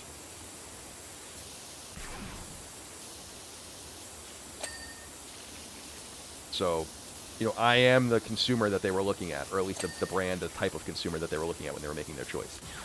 And if you count Vita and PS3, it's probably more like 1,500 or more digital games that I bought from PlayStation. I'm perfectly happy with the system. I think that the only thing that needs to change is just the level of ownership and really giving players more of a stewardship over their own account over many years and decades and even generations. Like the argument we were talking about recently on Sacred Symbols, I've heard people make about, we should have such consumer rights. We should have consumer rights that are sufficient that, like, they don't have to serve you necessarily. So let's say you break the TOS, you say something bad to someone, or you do something that you're not supposed to do. And they're like, well, we don't want you as a customer anymore. You're not welcome on, you broke our TOS, blah, blah, blah. Even then, I think there should be a way for you to, like, be like, all right, like, you don't have to serve me. You're cutting me off. You don't even have to let me on PlayStation Network. But I need to have access to my games, and I need to be able to play them. And, like, those kinds of digital consumer rights, I think, are the best for what we can hope for moving forward and what I will be personally fighting for. Like, that's my front in the war, personally. I encourage everyone to fight whatever fight they want to fight, but that's my fight, is just the rights aspect. And I think it's perfectly reasonable to want to win that fight, since we are now in the 21st century and we simply do not rely upon physical media anymore, and we haven't for many years, and the physical media situation in all industries is in the tank. I don't care what people say about vinyl and people buying CDs. These are minorities of people. Go look at how many vinyls an album sells, and then go look at the player count or the listener count for a month for any artist on Spotify, and tell me who's doing more of what. Pretty simple. So let's not lose sight of, like, what my opinion the real fight is, and the real fight is not physical media. Physical media is a stopgap, and actually, if anything, an excuse for them not to fix what they really need to fix. Fixing physical media would be so, like, them giving you physical media back would be 5,000 times easier than them doing what they actually should be doing.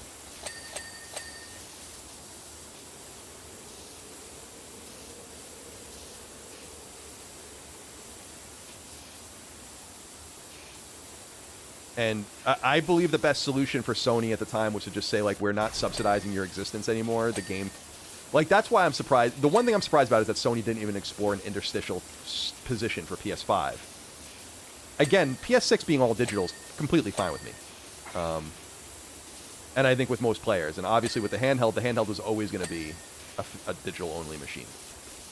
But again, I'm surprised that they didn't just say, like, we're just jacking the prices up. If you want to buy physical games, we're charging you $20 more for them. If you want the CD, you know, the Blu-ray player, it's X amount of money. They should just, you know, they should have. That's my biggest surprise. Like, why didn't you explore, like, some interstitial position? That would require some explanation, though. I think Sony not really taking the time to explain, like, what the physical game situation is, how, like, the split in costs, like, how it's keeping costs higher in a way for discs and all the rest. Like, it's they just didn't explore anything like that, and I don't quite understand that. But they made the choice they made. It was a Band-Aid pull. I mean, I think that was the whole idea ultimately, was to be like, let's just do this and get it done with. And it's all in preparation for the PS6, obviously. It has really nothing to do with the PS5.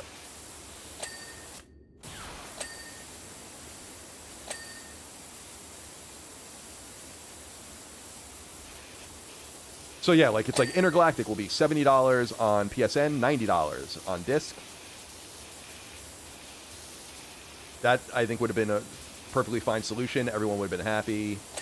The monetary, I mean, honestly, the $20 increase would still not cover it. Like, they are still not making as much money off of you as they would off of a digital player, even charging you $20 more. But at least it makes things more Cohesive, let's say.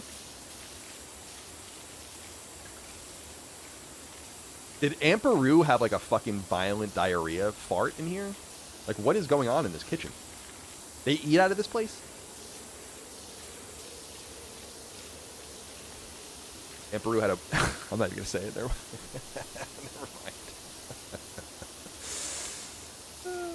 Never mind. So, Tuffy, thank you for writing in. It's good to hear from you as always. But, yeah, I feel like... I don't know. I think this is a losing fight. I still hope Sony does something for you guys. I just don't... I feel like every minute that passes, it's less likely. And I think they probably look at the reaction, and it seems a little more tepid than I think that it was going to be. I thought it was going to be longer lasting and much more harsh, but it's not going to be. And it's only going to require... Like, once the games start coming out in September and people have... It's easy because there's nothing for anyone to say no to right now. Right now, you're saying no to, you know, some sports games like college football. You're saying no to Halo soon, and then Reincarnation and all the rest. But by the time you get to September and you really have to start saying no to things, and then, of course, October and November, you're going to start saying no to Call of Duty. You're going to start saying no to Madden. You're going to start saying no to all these things. We'll see how the Grand Theft Auto, of course, we'll see. We'll see.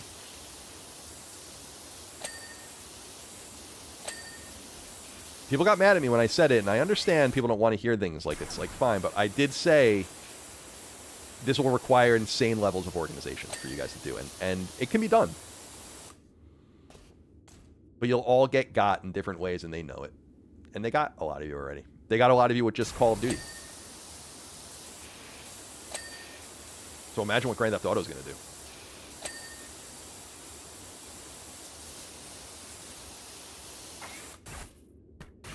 Sorry, I'm just trying to make sure everything's done in here. So I come back.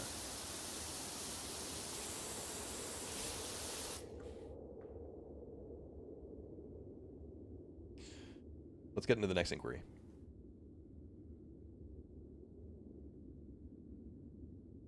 Juicy James wrote in and said, Colin, how can a studio gamify unblocking drains a la Drain Addict? That is an interesting idea. I don't really think it can be... It could be done. Like, you could go to, like, a job...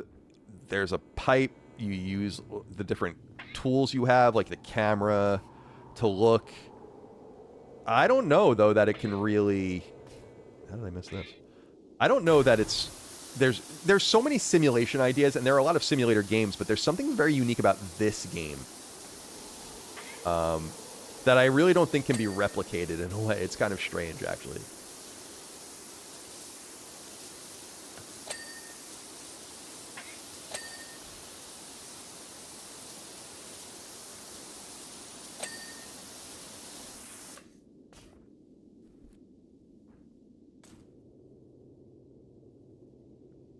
So, there's some more interiors, and I think we're done. Bathroom, oh my god, what are they doing here? Where's the toilet? Where does Amperu drop her huge dumps?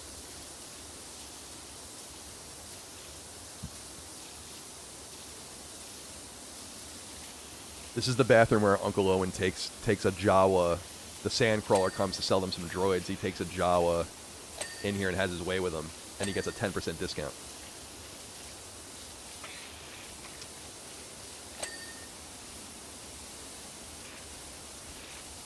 I always knew Uncle Owen was a fucking pervert.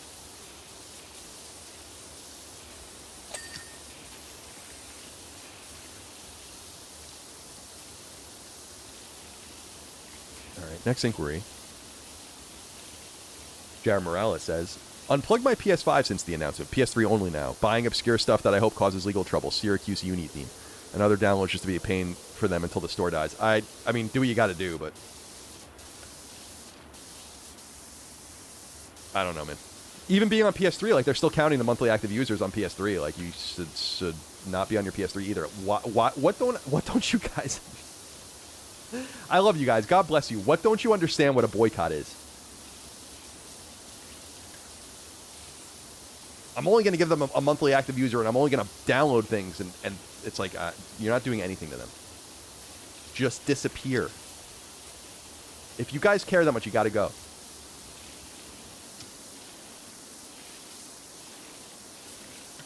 This was the thing that people got most annoyed at me saying, was like, you gotta go. Like, I just don't believe in your, not you necessarily, Jared, but like just the general movement's like wherewithal to get it done. Like, I just don't believe you guys have what it takes. Clearly, you guys can't even stay off of PlayStation hardware. It's like the prerequisite for this is staying off of the network and keeping your console offline. All of them. But what you guys don't understand about this. You're not going to cause them any problems. There's no problems you're causing them by being on there. That's not a problem for them. You being there is not a problem.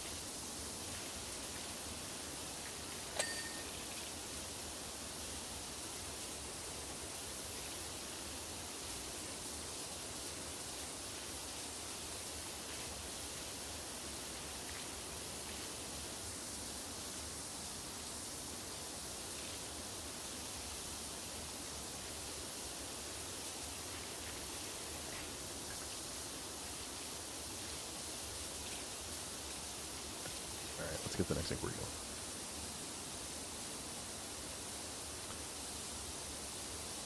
KB Megaru says, Matt Booty says single-player exclusives are case-by-case and Clockwork and Gears are permanent. If you think they'll move hardware, I've got news for him. I mean, they don't think that those games are going to move hardware. That's the thing, is they don't, not even they believe that. No one's buying, I think Clockwork Revolution looks great. No one's buying an Xbox for that game. And I would imagine very few people are going to buy an Xbox for Gears. So, no, it's not going to work. Are they permanent exclusives in quotes? Sure, keep them. I mean, it's fine. They're only at this point hurting themselves.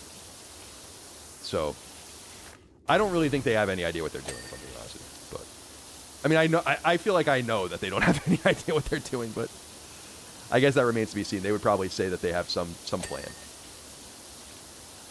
But, yeah, it ain't gonna work. I feel less bad for Gears. Like, I feel bad for the people of Coalition because I'm sure they were counting on those sales numbers and now their bonuses are going to be garbage and all the rest. I feel really bad for an Exile, though. I don't care what they say, like their game's getting sent out to a much smaller audience. It's not going to matter.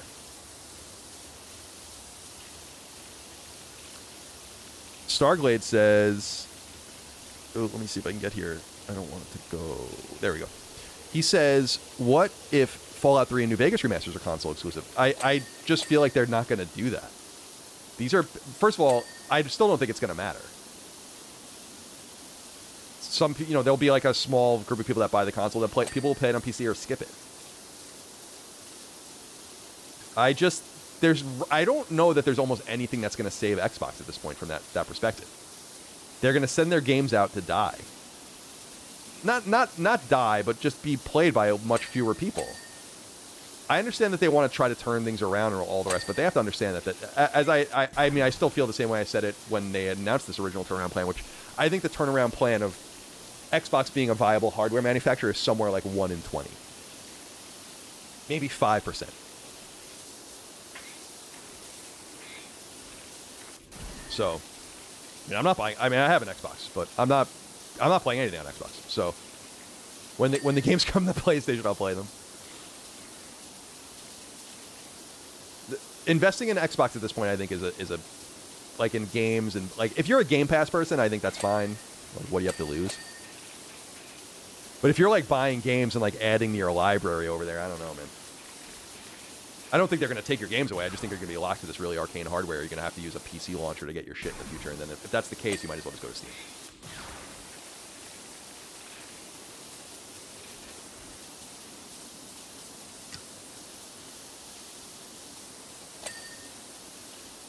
The bigger question is, like, why are they saying, like, I know, like, it's funny how they're making Bethesda talk, and they're talking about Starfield, and they refuse to say how many copies it sold because it didn't sell very well, and then, you weren't working on a Fallout game, and Obsidian's working on a Fallout game, and all the rest. It's like, these games are many years away, and again, that's why I was saying earlier, people are so upset about them not committing to launch platforms, and I'm like, I don't think you have to do that yet. Like, you don't know what you're going to be launching into because I think you understand fully that your hardware might not exist. You gonna play Fallout 5 on an Xbox? Maybe.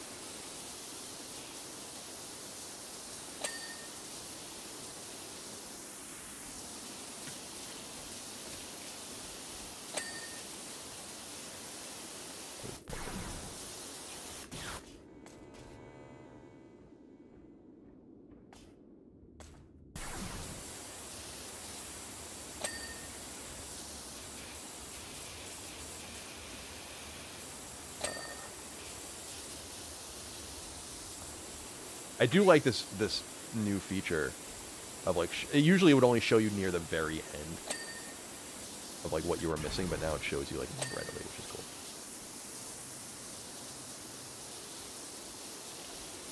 What are you pointing at?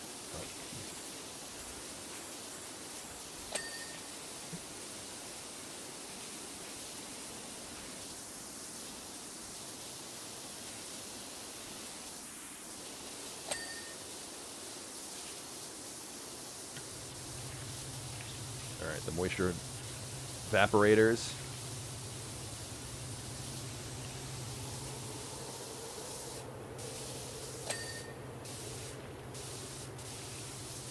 You're getting there.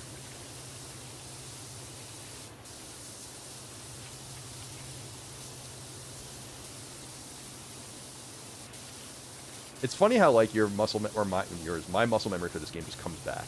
Like, I forgot how to play it for a while, because it's not, like, intricate, but there are just, like, 5 or 6 button prompts you need to know how to do. And then suddenly you just remember again.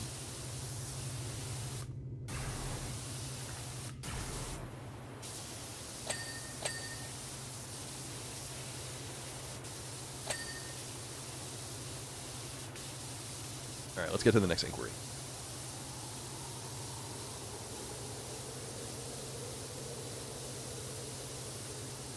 Dave Calzone says, hey, Colin, I have some news from the island. If you remember Broadway Mall, they're ripping it down and investing $200 million in an outdoor common shopping area.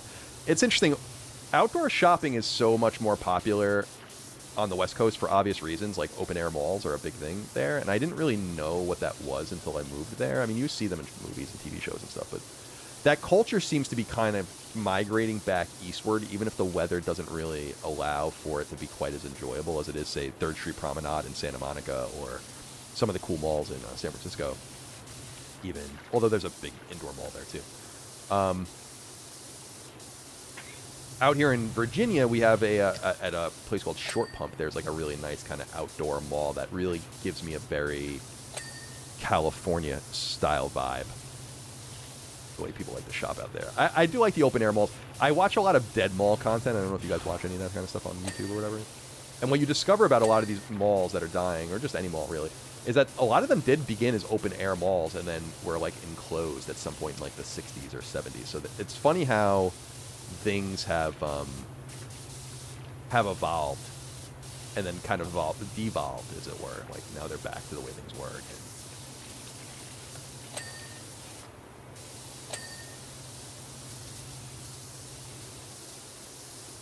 All right, we're at 99%, so we're almost there. We're getting there. Just gotta finish these evaporators.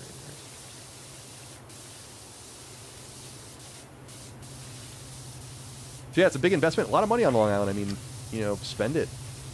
Long Island has some of the, one of the most famous malls in the United States that I think will always probably exist, which is Roosevelt Field. And if you have that, I mean, that's an awesome high-end mall. It's actually where the Islanders team shop is. You don't need to compete with those kinds of malls. And then out where I'm from, we had like Smith Haven Mall. We had Sunrise Mall, which kind of sucks. I mean, Sunrise Mall has kind of always sucked. Smith Haven Mall apparently is still going. I mean, that's the mall I grew up going to. But we would sometimes go out to Nassau and go to Roosevelt Field, and that's like a really, that's a really nice place. That's like where the first Cheesecake Factory was on Long Island. So people, like back in the 90s, people would like migrate there because Cheesecake Factory was like such a big deal at that time.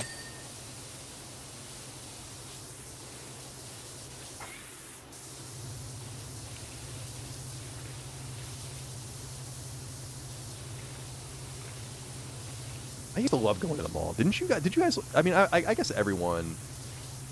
Like, there was a time and place where like that was just fun, and I miss that. Even as an adult, I loved going to the mall. One of the things at IGN we used to do when we worked in Brisbane, which is south of San Francisco, we all lived in San Francisco, but we would be out in the suburbs for our workday. So we would often drive to one of the two malls in South City.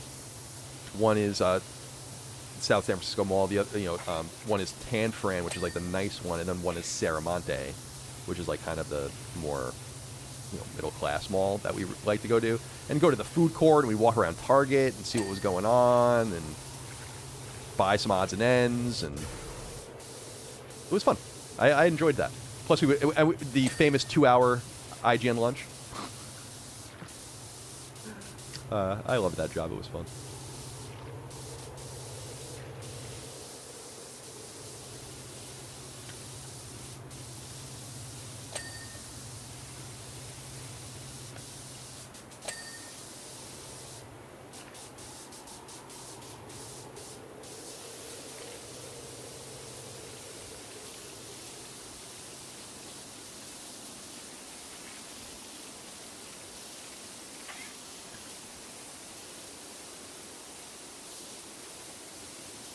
This thing has like crevices that I have to like get into here. Where? Ah, there we go. Flower box.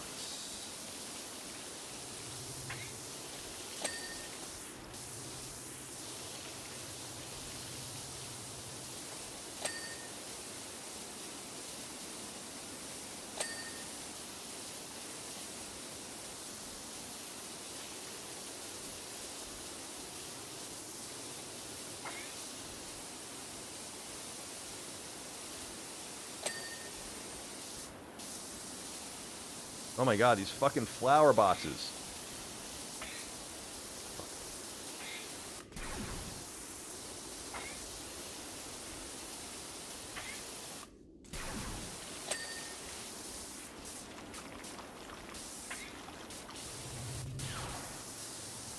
We're almost done, boys. Excuse me. Pardon me.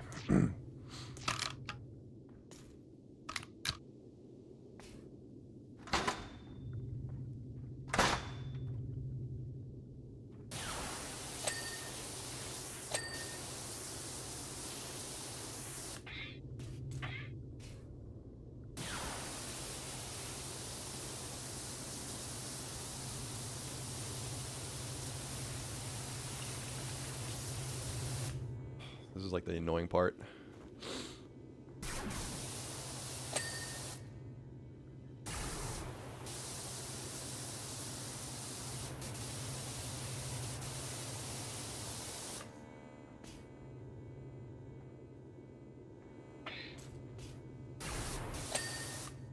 All right, 3 more things.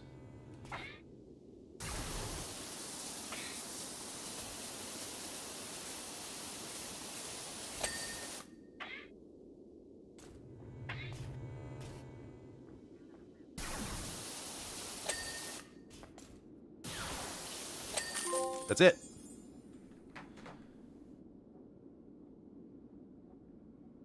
I like when they show you the job. Yeah, I like this.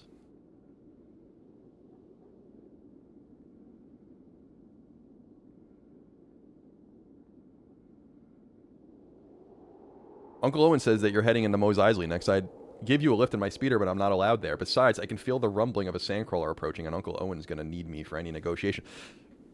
This takes place in between episodes 3 and 4. That's interesting.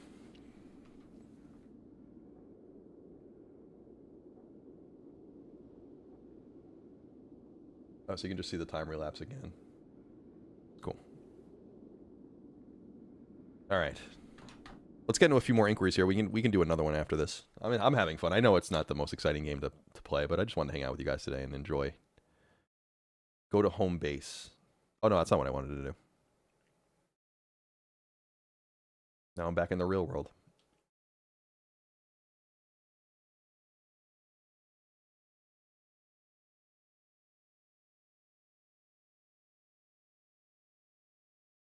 We're going to Mos Eisley next. All right, let's see.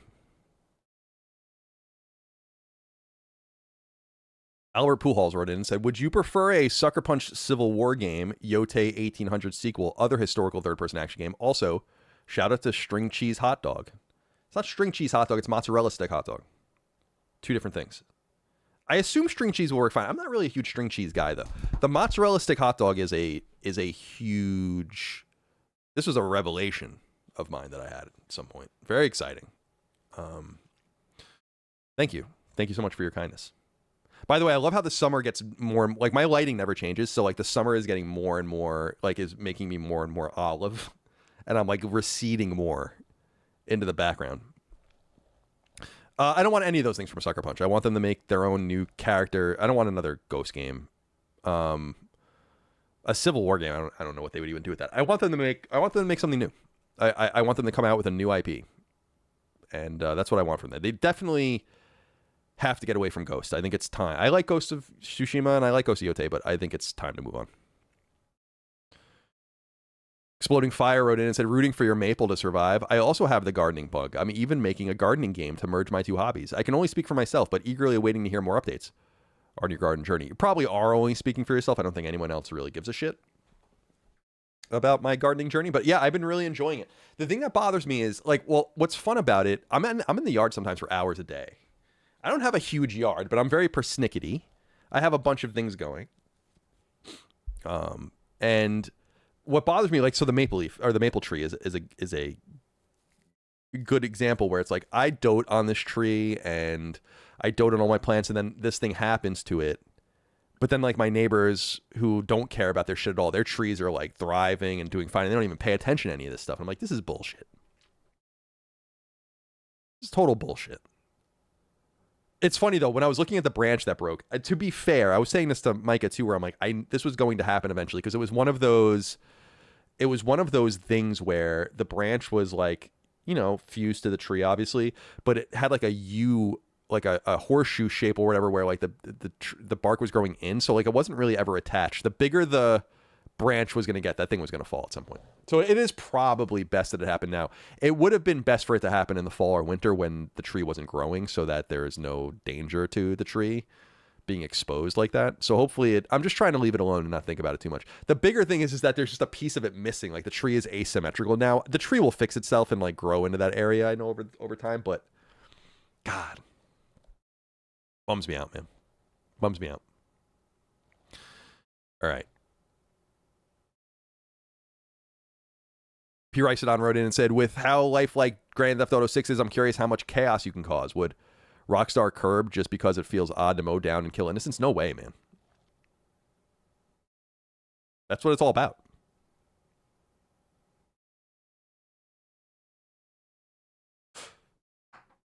That's what it's all about. They're not gonna...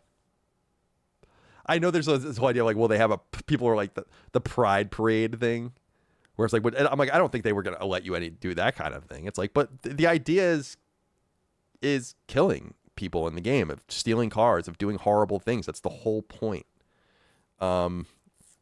So no, I don't. In fact, I would imagine it's probably going to be even crazier in some ways. It's what it's all about, man. I'm so excited to just see more of it, just out of sheer curiosity. All right, we'll get back to the game. We'll do Mos Eisley Cantina next. Han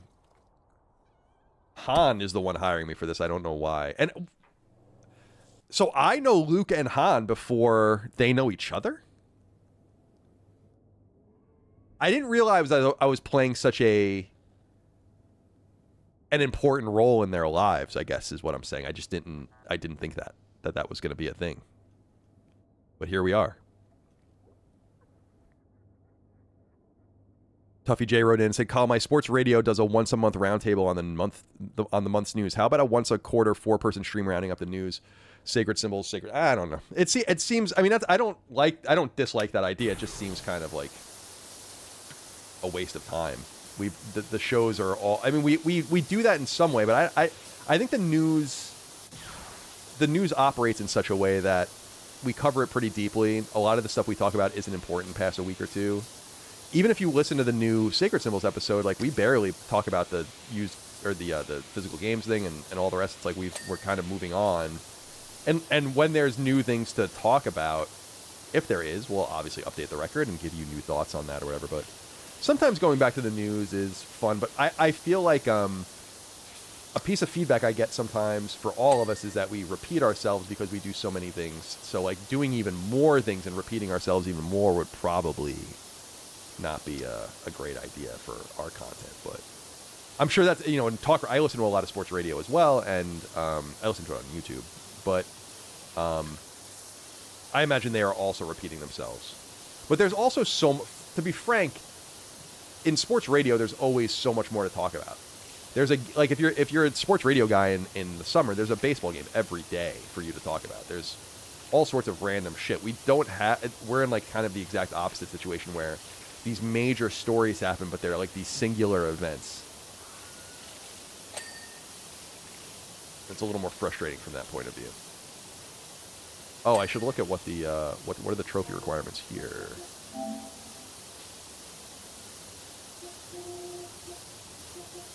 Complete the Mos Eisley job.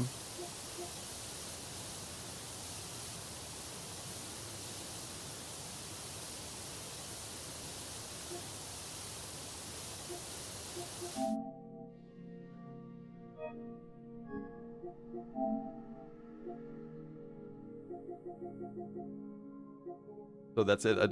There's no special trophy attached to it, I don't think. Interesting.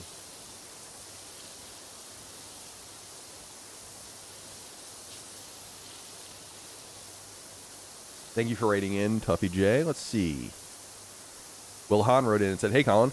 I facilitate therapeutic horticulture as a part of my job and love hearing about your horticultural journey. Favorite annuals?" It's funny, man. My favorite, since I was really unfamiliar with this flower until I moved here because it was not a thing that we had on Long Island, and obviously where I lived in California and San Francisco, it's very succulent kind of variety of plants. I've really come to love the lantana as my favorite annual, and I was learning a little bit more about it in that in some places it's considered an invasive species, which I think is so funny because I find them so gorgeous. They're beautiful, and they do so well. Like you never have a problem with a lantana. They're beautiful. They're leafy. They grow quickly, and then they put out these beautiful flowers. And you can get. I like the orange and yellow varieties personally, but you can get like pink and red and all sorts of different things. Really beautiful. So yeah, that's my answer. But I like a lot of I like some really basic annuals too. Like I love just getting marigolds, and I had these large marigolds that I put in pots on my steps, and I ended up losing them all to spider mites. But I don't think they were doing very well either. My dad had said this actually when he came to visit me. He's like, "You really got to get these in the ground because they're just not made for pots. They're going to struggle. They're going to get leggy." And he was right. But that's part of what's fun for me with gardening is like learning the lessons of the previous season and then applying those lessons in the future. So you get better and better, and learn more and more. And I have a lot to learn. Like I don't know very much, but I'm really into it. I really enjoy it. And yeah, horticulture is just such a fun thing. Like I love plants. I have a lot of indoor plants going now too. I over the years, I probably have like a dozen indoor plants going as well, just leafy plants. But they don't really require a lot of care. So it's a little, you water them every few weeks or whatever. The one thing I was learning with them was I was watering them too much. I was watering them like once a week, and even that's too much. And I have this really beautiful jade plant that has gotten huge. But it would always drop a leaf or two every so often, even though it was healthy. And I was like, what is this all about? And it was because I was overwatering it. And once I stopped watering it so much, it still grew as prodigiously, but it just stopped dropping leaves as well. And so you'll learn a lesson there as well. Trent Miller says, when are you getting into bonsai? I watch some bonsai content on YouTube once in a while. There's this Asian dude that lives in England that is like this really famous bonsai guy. And I watch some of his content. He has like a shop, and he goes through all that stuff. The one thing I find so funny about bonsai is how violent people treat the trees. Like you really can just fucking manhandle them. And you wouldn't think that. But like these guys are just fucking twisting them up and tying them together and using these metal rods and stakes and they're fine. Like you can just kind of bend them to your will. So that's one thing I learned from that guy. I was like, damn, this guy's just fucking doing, like, just ripping them out of their little, you know, like bending them and then just contorting them, and they're totally fine. Plants are funny. You can kind of, like, the power of suggestion works with plants in terms of, like, you can just use, like, wire and bend them into a direction. You don't have to do that with bonsai. You can do that with anything. I'm actually just growing a regular, there's a scrub pine. We have a bunch of scrub pines around here, so I have a few growing in my yard just from seed, and that have just, like, naturally taken, and I've been letting them just go, see what happens. And one of them is getting so bushy or whatever that I have to I'm gonna have to use wire to start bending its branches upward, because it's, like, actually going into the sidewalk and, like, stopping people from being able to use the sidewalk. But I don't want to cut the, I don't want to cut it because you don't want to introduce a wound to the plant now. I'll cut it back in the fall. The other challenging thing being down here is just it's so hot, you know, and the sun is just so extreme, and you got to really carefully monitor all that. It's quite annoying, if I'm being honest. But I've been enjoying going in the pool. I'm having, like, it's so funny, man. I've been talking about how I'm actually losing weight. Not that I was really ever very super heavy, but I'm like probably 10 pounds down from where I was earlier in the year. And I've been drinking beer, like, every day in the pool, just, like, one beer. And even with that, with just my, like, adjusting my eating habits ever so slightly, I basically stopped snacking at night, which is a logical thing, I suppose. But the funny thing is I've just replaced the snacking with, like, another meal, and then I lost 10 pounds. It's very peculiar. It really did show me, like, man, you're eating a lot more than you thought you were when you snack. Because I love cashews and walnuts and almonds instead. It's like, that shit's just, I just stopped eating them because I'm like, there's no way to do this. Mike is always like, just take a handful, and I'm like, you can't just take a handful of almonds. You got to eat the whole bag. Don't you understand?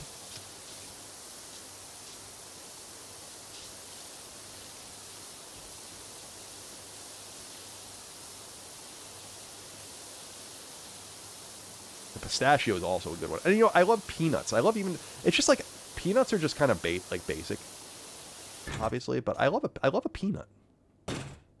I love basically all nuts except for, I don't like pecans, which is interesting, and it's frustrating to me because I really want to like pecans, so I often will try one, and I still don't like it. And I don't do that with many things. I write when I don't like a food, I just write it off and I never go back to it really. But I want to like pecans, and I'm not. But I would rank the nut, like, cashew number 1, easy. Number 2 is probably something like the pistachio. Number 3, I would say walnut. And I would put number 4 at almond. And then I would probably put number 5 as the peanut. And I think that's a very solid thing. And yeah, Tom saying here, peanut butter is goated. It is. And I love peanut butter, dude. Like, I love peanut butter. And that was another thing I just had to get. I grew up doing this and not really realizing it was that weird, I guess. I don't know why, but it is weird. It's like, I just would eat peanut butter out of the jar. And I still do that. And you can't do that either, because peanut butter is just so caloric. I don't know if you guys recall, like, I had this whole thing where, like, I was like, I'm going to start eating. I like natural peanut butter, like the oily peanut butter. I think that's good too. But I was, like, flabbergasted when I went and compared, you know, Skippy or Jif or whatever to one of these higher end peanut butters, and they have the same exact amount of calories. Just a different distribution of, like, some things, like, where there's no added sugar and stuff. And I'm like, how could that be? Like, how could it be that these have the same caloric density? And they do. And when I realized that, I was like, damn, that sucks, dude. You know? So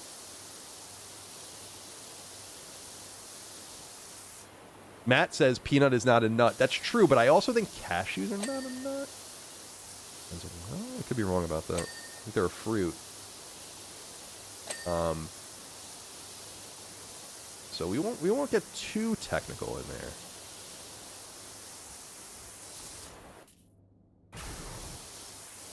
The other thing I stopped doing was, like, my heart, I have, like, great blood pressure. My blood sugar's fine. Like, whatever. My blood sugar's totally normal. I was starting to get what was it? Oh, cholesterol. Like my cholesterol was going high because I eat a lot of cheese and I eat a lot of mayonnaise and eggs and shit like that. So I've cut back on that as well. And then when I got my blood test done last year, like I just stopped. Micah and I were noting this is like I stopped eating mayonnaise to such a degree at some point that we actually had to throw away like a half-eaten jar of mayonnaise, which is like unheard of in my life. And that was when I knew I was making good progress. But shout out to the humble peanut. Shout out to the humble cashew nut. The cashew fruit, people, I guess, eat those too, but I've never... Because the cashew we know is just a small piece of the fruit. It's like a tiny little piece of it, which I find so funny. But you apparently can do stuff with the rest of it, but I don't... First of all, I don't even know where you would buy that. And second of all, I wouldn't know what to do with it. And I do like nuts in cooking. Like the texture a nut adds. Like if you eat Thai food... Like the prevalence of cashews and peanuts in Thai food, I'm like a big fan of that.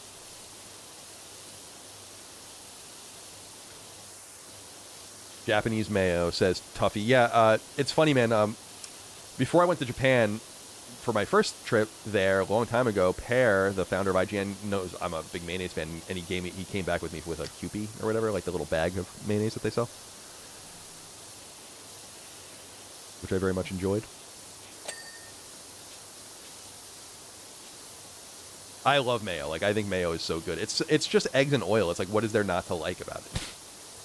You don't like eggs? You fucking weirdo.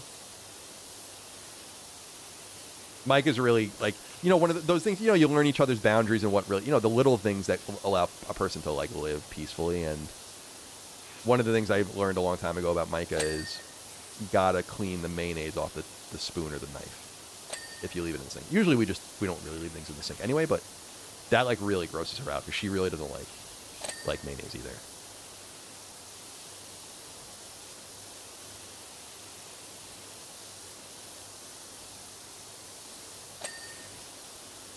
There's no accounting for taste, as they say.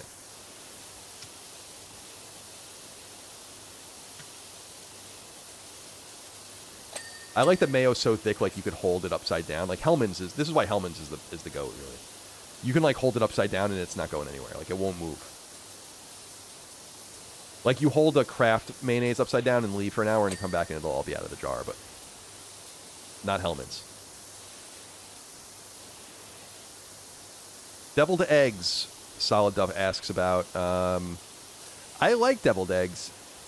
We make them a lot in my family, but mustard plays a role in them. And so my family actually, like, if they make them, my sister Allie always does this, which I really appreciate. She, like, sets aside a few for me before, like, they mix everything together. I just love eggs. Like, I think eggs are just delightful.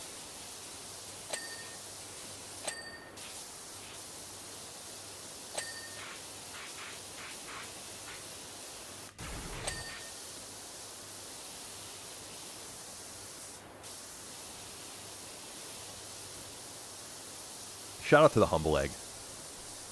All right. Let's see.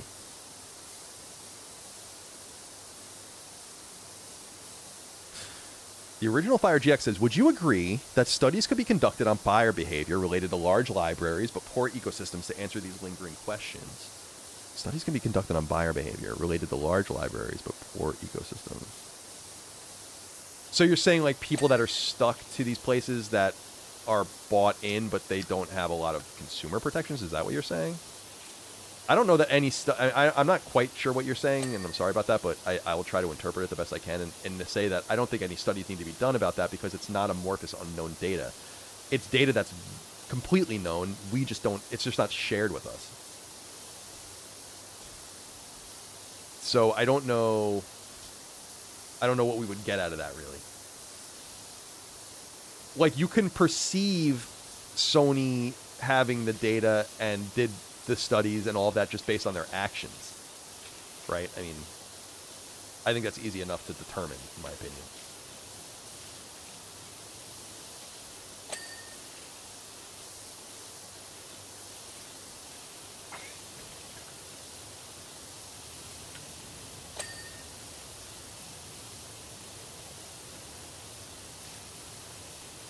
Okay.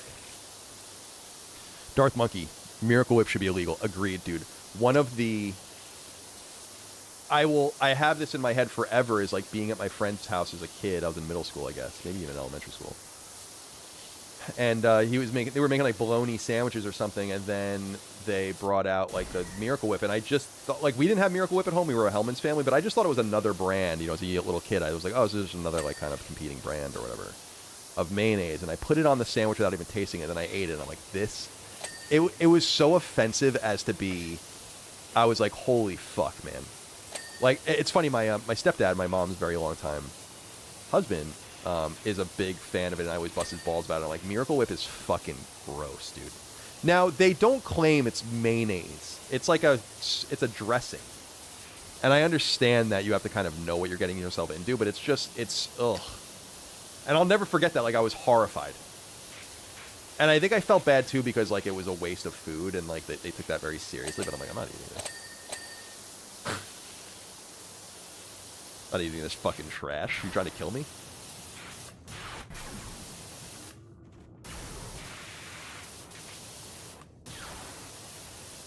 Mayonnaise isn't gross. I don't know what you guys don't understand. Like, mayonnaise is so good. It's so good. It's good on almost everything you put it on, too. Like, who doesn't love dipping a French fry into mayonnaise? Who doesn't put mayonnaise on a turkey or ham sandwich? On a club? On a BLT? Right? Like, who doesn't put mayonnaise in an egg salad sandwich? Who doesn't put mayonnaise in chicken salad? It's now, no, ranch I can't do. Ranch is offensive to me. It stinks, first of all. It smells. Ugh. An ex-girlfriend of mine loved ranch.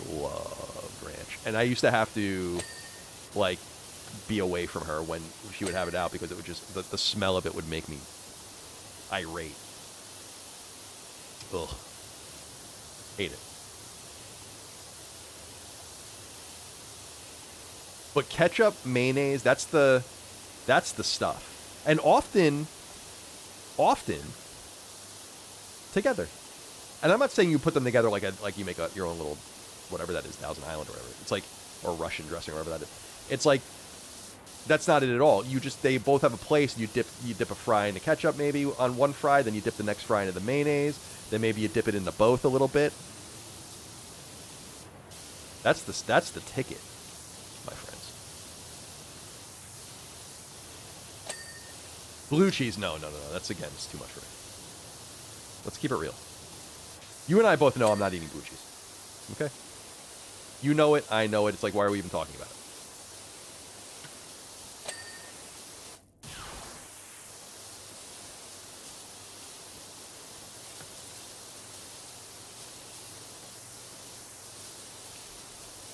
What is this fucking asset? Here's the top of Metalhead's head. Or Metal Man's head, rather, on Mega Man. 2. Alright, we'll get into the next inquiry here. Well, a lot of them. Jesus. Mike Anderson says, hey, Kyle, can you remember which game was your last midnight release? I don't think I ever went to a midnight release for a video game in my life, to be honest. Wasn't that excited. That wasn't, like, I didn't have friends that really, well, I had friends that loved games, but no one was really, none of us were really into them like that. I think a lot of that was,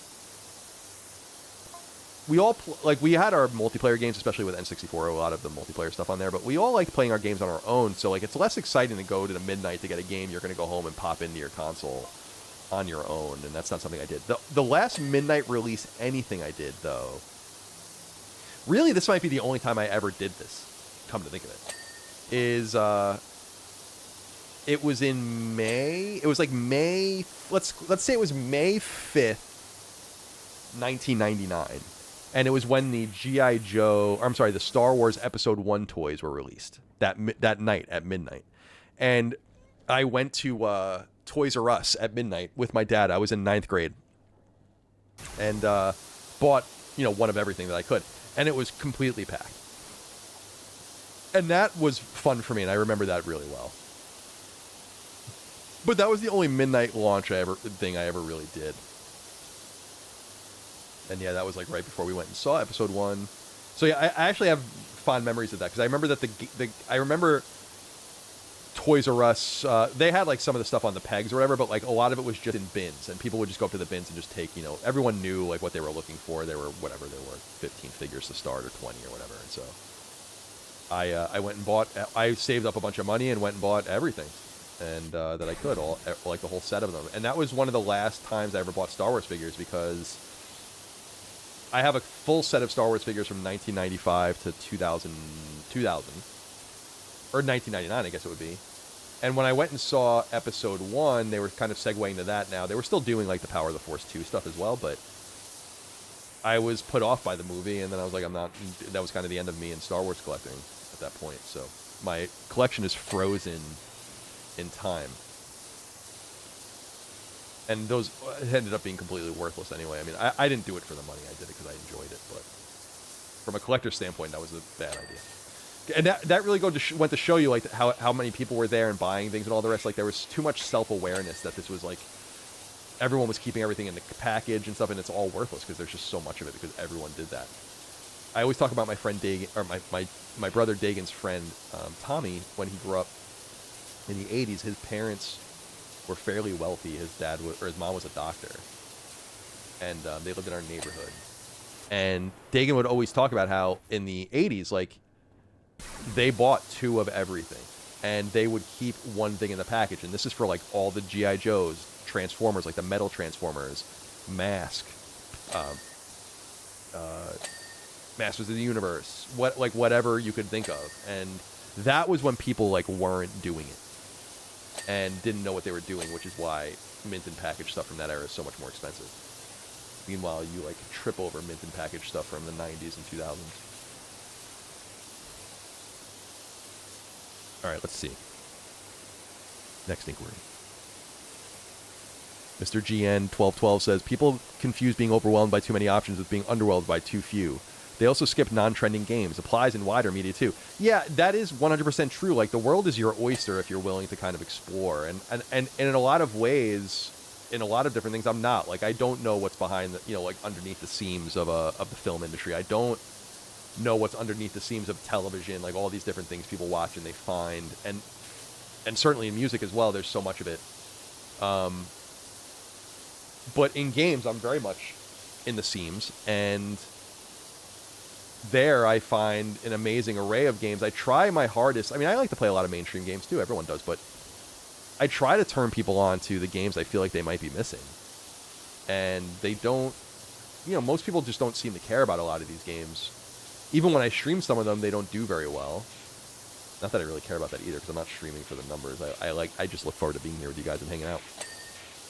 But, you got to pay attention to some of those things as well. And there's just an appetite for mainstream stuff, and we have to understand that, like, a lot of people just play a few games or play the big mainstream things. They don't dedicate too much time into anything else, and they're missing out on a lot of things because of it. But that's their unfortunate reality, And I hate that for people. I hate it. Because I feel like there are so many great games that people are missing out on that would be right up their alley. And I often think about I'm connected, and there are, like, Jaffe brings up things all the time when we do the show together where he's like, have you seen this? Have you seen this? Have you seen, like, God damn. Or actually, Chris brought up that game the other day about, like, the library, like the arcane library where you're putting the books back on the shelves and stuff. And I'm like, there's so many interesting things going on. How could you look around and be like, there's nothing to play? It's like, what is wrong with you? Talking about. And imagine, like, pretending, like, being some LARPer, pretending that you played games back in the day, and you think there is nothing to play now. Not only were there no games to play back in the day comparable, but, like, we would beat the games in, like, a day. I just don't know what the fuck anyone's talking about.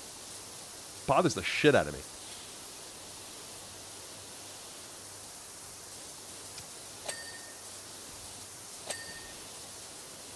And instead of, like, going and putting your money where your mouth is and trying to, like, support these great indie developers and doing all these things, you just pretend that the games don't exist. It's like, okay.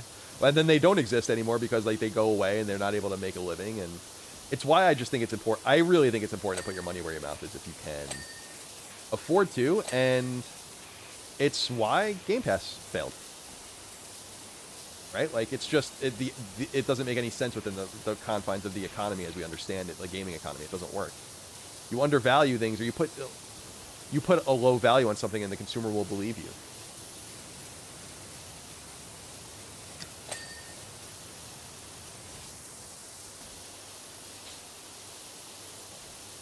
Like, I think video games are so vibrant and exciting and interesting. And it bums me out that more people don't see it for what it is. They get so angry about everything, and they're so disenchanted and jaded. And I do wonder if some of these people ever liked video games at all. You see some of these grifters on YouTube and on Twitter, and they do all their shows and stuff, but they don't seem to enjoy anything. And I just can't. It's like the people that hate watch content. Like, a lot of people hate watch even my content. And it's like, I don't know that I can really... I really tried to earnestly think about it, where I'm like, I don't think I hate watch any... Like, what do I even interact with that I don't like? Like, that doesn't even make any sense. Like, it doesn't even compute. Why would I do that? That's something you do when you're bored. But I'm never bored. I don't have enough time for the things that I like and the things that I enjoy. But then again, I can't help that people have Colin derangement syndrome.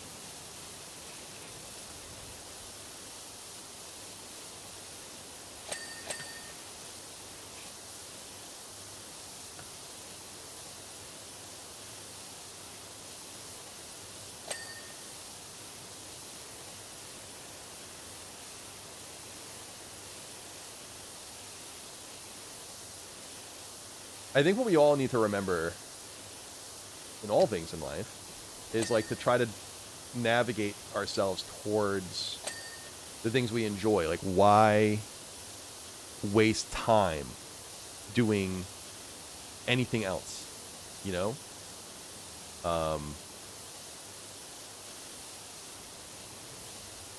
This is an interesting, actually. King of the North, I like your comment here. Do you watch the Patriots? I do, but I like football. Yeah, like, I'll watch any NFL game that's on. Any one of them. And that's what I do all day on Sunday. I just watch the Jets, then I'll watch another game in the Sunday afternoon window, then I'll watch the Sunday night game, I'll watch the Monday night game, I'll watch the Thursday night game, whoever's playing. Because I like football. See how that works? So it's a funny comment, and it's true. It's like, yeah, that's an interesting point, but I like the sport. And what happens to the Patriots matter to the Jets a great deal, actually. All right, let's see. Oh, Nick Domi. Colin, what are you looking for win total for our Jets? 5 to 6 wins? Yeah, I mean, we have a pretty hard schedule. 7 wins, I think, would be like the...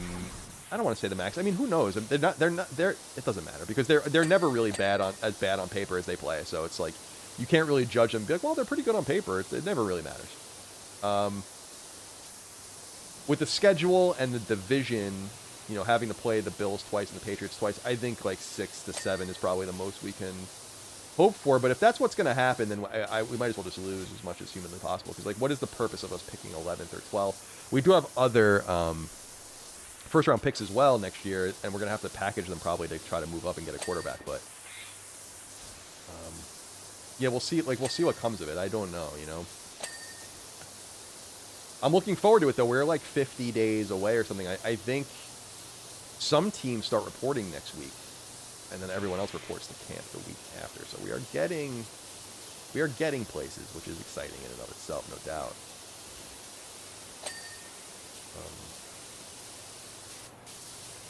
And I'm really looking forward to the season starting, because it is it's a big part of my life. I love football, and I love hockey too. So, like, everything kind of starts up one after the other, and we'll see what happens from there. All right, so we're making good progress here. We're making okay progress. Let's continue with the bar, I guess. And we'll get another inquiry going in a minute from the audience, of course.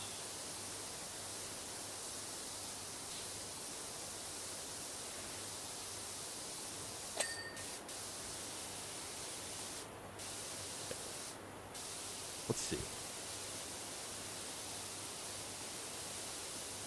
Purisadon says, I think a lot of gamers are being told what to be upset about, so it's short-lived. Most of us just enjoy games unless something catastrophic happens. I agree with that, too. I think there's a lot of, like, value judgment kind of stuff going on with people about, like, who's the real gamer, who's the fake gamer, who owes who what in their own desire to boycott a company or to hurt a company. And it's like, I don't know. This would be an interesting time to do a boycott for people to make themselves be heard. They just kind of dropped the ball. Doing things like signing online petitions and stuff like that shit is meaningless. You gotta hit them where it hurts. Like I said, an easy way to make this a problem. It's not easy. It would require a lot of organization. Is you just hit them in the financials. Make it so that they can't hide the damage you did. Even if they make it seem, even if they don't change their minds, right? Even if they say like, this is the plan we've made. This is what we're doing. We're sticking with it. But it cost us 5 million of our users. PS Plus subscribers are down. Monthly active users are stagnant. And people are not buying the physical versions of the new games because they want us to continue with them. Like, that's the kind of stuff like where you couldn't hide that. Then they would have activist investors in their Q&As during their fiscal quarters asking them about this stuff. And the thing is, the timing was intentional about when they timed it, because they're not even going to reveal the numbers for this era of PlayStation. In other words, the quarter that we're in now, these numbers will not come out until late October. So the best way you're going to be able to get to them right now is to ask them questions in their investor Q&As. And I wonder if they'll even allow that, because the question has nothing to do with what is pertinent right now in their numbers, because they will not be shown. The numbers that you'll see will be from April 1st through June 30th. So they time this all very intentionally. I said this on Sacred, and it's true. From a PR perspective, it was a masterclass, like what they've done in terms of when they announced it, how they announced it, and the fact that they announced really bad news alongside it that no one is talking about because they bundled them together. So yeah, people are saying here, Matt Montedero, 200K is basically nothing. That's how many people had signed the thing, and the petition. And signing a petition is free, right? Like that doesn't tie you into making any decisions. You can do whatever you want. So yeah, it is nothing. If at the end of the day, Sony's like, we got rid of physical discs and it cost us 200,000 users, they would be like, what a massive victory. Massive victory. That's all it cost. You know? So I just think, yeah, it's insufficient. It's totally insufficient.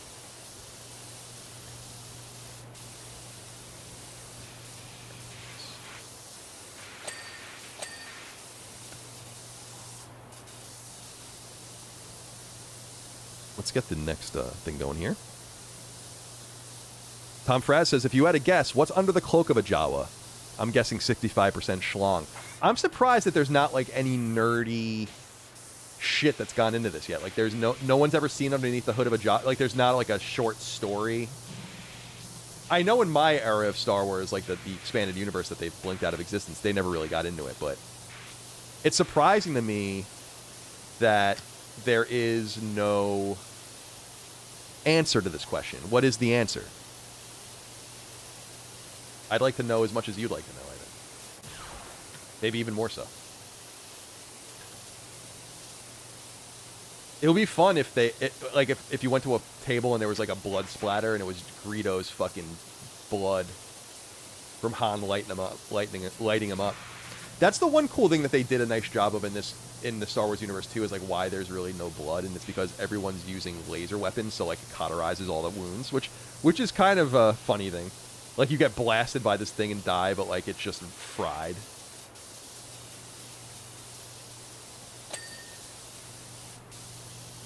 Darth Monkey says, who would win, Jawas versus Tusken Raiders? I mean, this is a tale as old as Tatooine. I think these guys have been dealing with each other for a long time, and I think the Jawas win with their technology and with their numbers, but the Tusken Raiders are tough, you know? I wouldn't want to fuck with those dudes. They're crazy.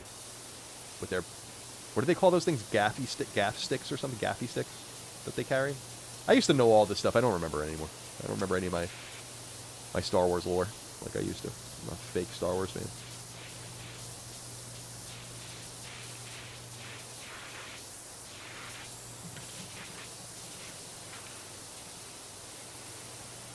Like, I kind of feel bad for the Jawas. You know, like, they seem to kind of just want to get by. They're doing the best they can. They got their sandcrawler. They're trying to find droids, put things together, just trying to get by in life, trying to get some capital.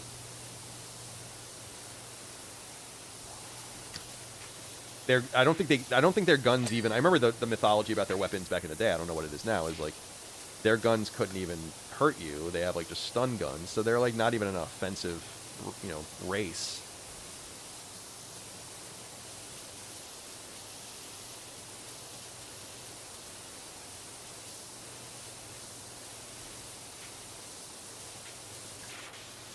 All right, let's get into the next inquiry.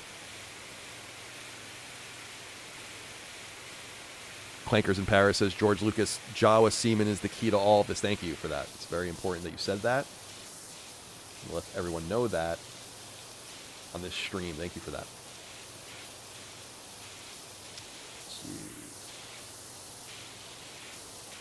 We're making good progress. We're getting places and doing what we have to do and making a little bit of money for my fucking shitty family back on Earth.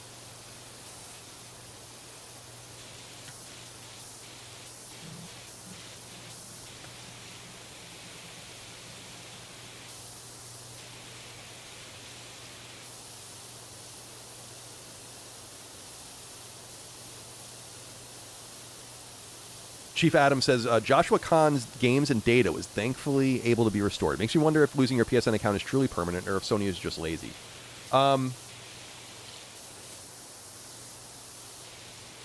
It's not permanent.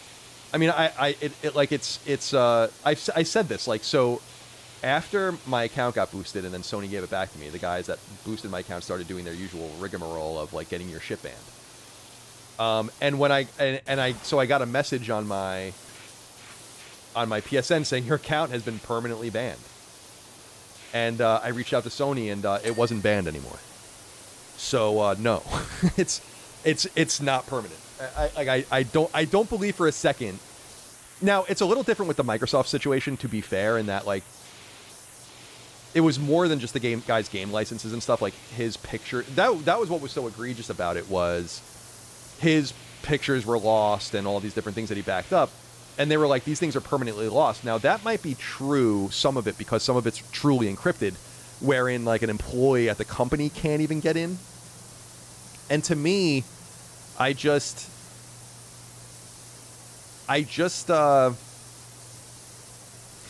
know. It's like, I just don't believe that like it's like, yeah, there's nothing we can do. We designed the network. Somehow it's made it so that your account can't be gotten anymore. It's like, what? That's like, think about that. It's like, what are you talking about? You can do whatever you want. You can do whatever you want. And I learned that not only with my account, but with other people's accounts and the stories I heard too. Like, so my account was permanently banned until it wasn't, in quotes. And I know other people have been in similar situations, and the same thing here. Like, so from the Microsoft perspective, that guy got a message saying like, there's nothing we can do for you. It's over. And that simply wasn't true. Because of course they can do something for you. They don't want to. And that's the thing that I'm trying to like kind of convince Sony of, is you gotta care about your customers from a digital perspective. You saying like you signed a EULA, this is the way it goes, it's like that's just insufficient. There's no universe where like your account is permanent. So I've tried to tell people that, where they're like, it says my account's permanently banned. I'm like, well, my account said it was permanently banned too. So just letting you know. There's just, like, really imagine that. Like, that's why it's unbelievable when you think about it. It's like, so you made a network where like someone can make a decision with a name and there's nothing you can do about that account. It's like, it just doesn't even pass the smell test. It's like, that doesn't make any sense. That's fucking crazy. It doesn't. I understand if you have to go to the engineers or there's like something you have to do that's like a little annoying, or it was on. It's not what you guys had planned. And we just saw that in real time with the Microsoft thing. The guy got all the stuff back, even though they straight up told him that there was nothing they can do, because of course they can. And this is so. You know. Oh, he didn't have two. Darth Monkey says he didn't have 2FA. Ironically for me, I did. It just didn't matter. And I mean, I don't know if Sony realizes how bad that is.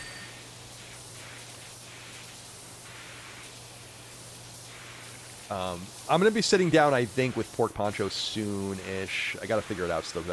I'm meeting with Sony again this week, I think, about all this, but just to talk about some stuff. But we got to sit down and go into everything we've learned and how you can protect yourself. And the reality isn't so. I'm going to try to see if I can use some specific names, because I've been talking to a lot of people behind the scenes about some of the things that have happened to them and some of the things they've discovered and their own experiences. And I was told by someone that got their account stolen multiple times that even changing your email address doesn't matter. And if that's true, because he said that he changed his email address multiple times and it didn't matter. And it's like, damn, dude. And that's why I think that I believe that, and I don't think it's someone at SCE or anything like that, but I believe that there are people that are helping behind the scenes with this stuff, getting people the information that work at these call centers. Because there are just certain things where it's like, this shouldn't even have even been possible based on the changes the person made, and yet their account got stolen again. Like, it doesn't make sense unless you're helping. It's bad news. Like, one of the recommendations I have for Sony, and I've said this to them, was bring your customer service back. Really have your customer service for each location endemic to the country they're dealing with. But if you're going to pay people like this third world wage in Indonesia or Vietnam or wherever, you know, like and Colombia, there's like, you know, if you talk to different people, there's all over the world. If you're going to do that, then you better expect your shit's going to get stolen, because you're giving people proprietary information where they make like $5 a day. And you expect that they're not going to be tempted. I want you to be clear, like, these accounts get stolen and sold for thousands of dollars. Sometimes $5,000 or $10,000 or more. So a person finding a weak link in a call center and being like, I'll give you $100. That's like 20 times what they make a day.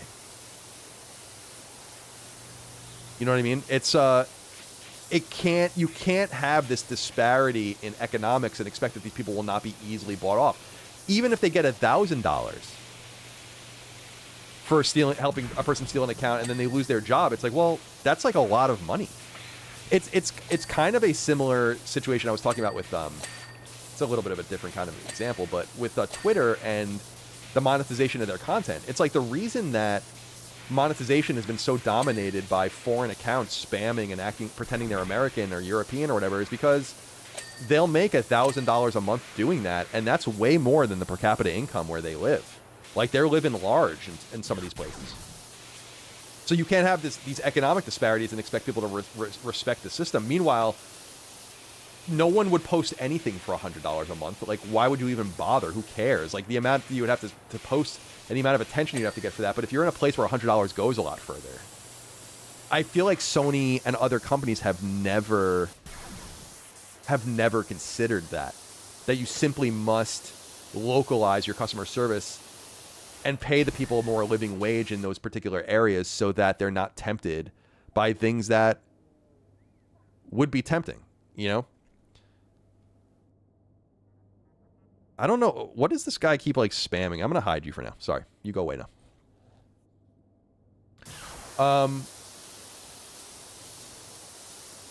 So yeah, like, I just think that like there are things that they, and would it be more expensive for them to do this? Yes, but you have to. I don't want to get too deep into it because I don't want to like. There are a lot. Again, I've learned so much, dude. Like, about how this all works. Like, it's been a fascination of mine, and I've been in the weeds with it. And I've been talking to people. I've been talking to people about this stuff like that I don't even know who they really are. That are like giving me this, you know, that are giving me information. Some random person leaked to me like a piece of a deck from Sony that's like going around about changes that they're making and stuff like that. And I'm like, there are people that are like trying to fix this stuff and help, but it's got to be more urgent with PlayStation 6.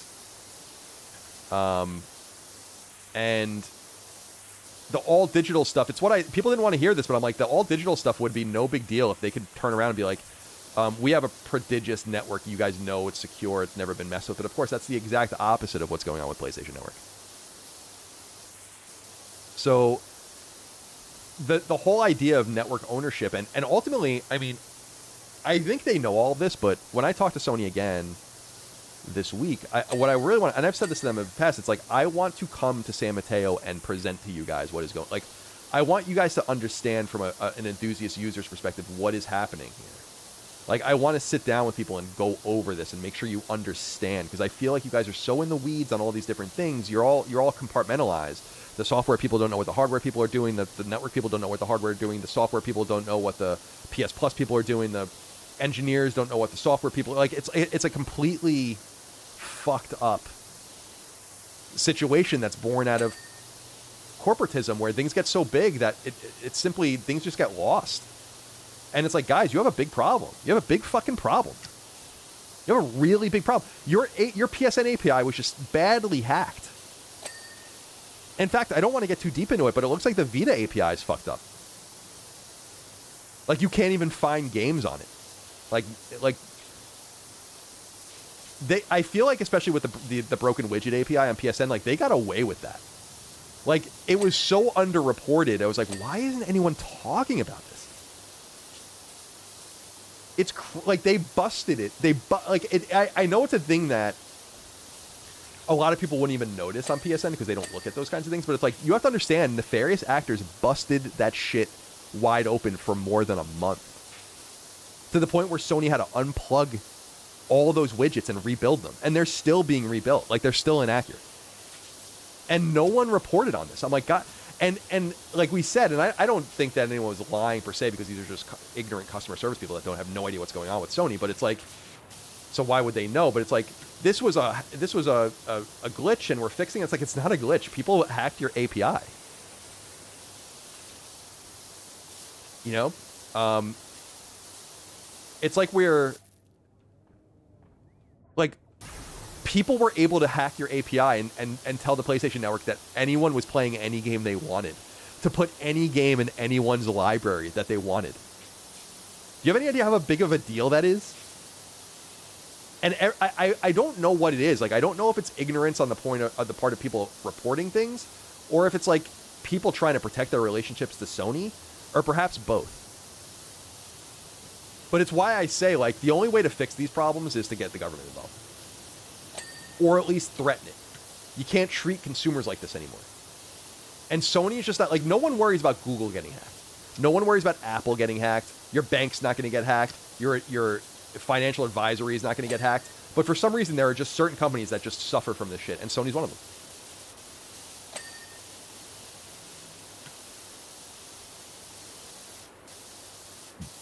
Because understand that for years, the PSN widget API was in the open, and that people figured out a way to feed it so that you could tell it that anyone played any game for any amount of time. Now, that's not that big of a deal in terms of, like, its damage. It embarrassed people, and it was funny, like people getting Sex Shop Simulator and stuff put into there. And another thing, but it's like, do you have any idea how crazy it is that that was in the open?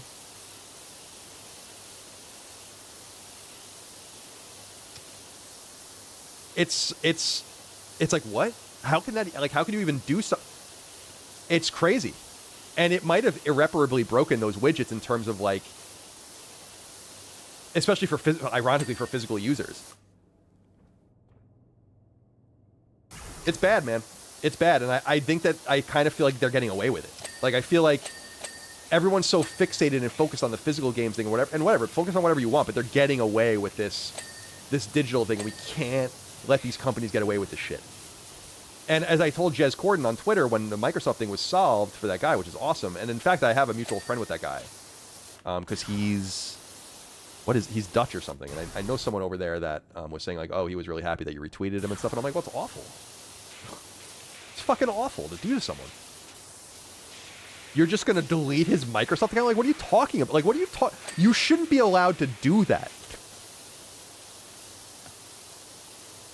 Like, you simply shouldn't be allowed to do that to someone. That should be illegal. It's theft. Someone paid you for all this shit, and then you're just going to take it away from them and then hide behind your EULA, and I think enough is enough. And that's why I'm really, really, really trying hard to... I'm really trying hard to just get someone to care.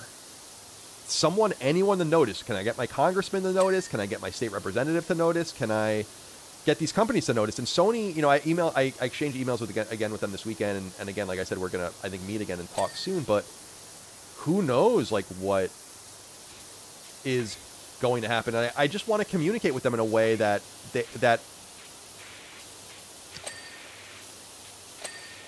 like, my shit was taken care of, and I understand that, and people throw that into my face all the time, but you have to understand that is what motivated me to do this,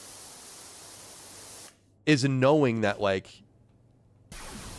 I was able to solve this problem in a way that a lot of people wouldn't. It really motivated me to try to help, because I'm like, yeah, that's awful. Like, what would I have done if that wasn't an option for me? And there are people out there, man, that have lost their accounts through no fault of their own that will not probably get them back unless someone really fights on their behalf. And it's a shame, and it's wrong, and someone's got to do something about it. And everyone's like, well, if you had your physical games, you know what? It's like, guys, enough. We have to solve this problem with the network so that we can use it for decades to come, so that the digital ownership stuff is taken care of, so your access to these games is taken care of, so you can't be capriciously and arbitrarily removed from something for no reason, with no recourse. It's unacceptable, and it's fucked up. It's just straight up wrong. It's like it's the biggest problem they have to deal with, and I really hope they understand that, but I don't know if they do or not.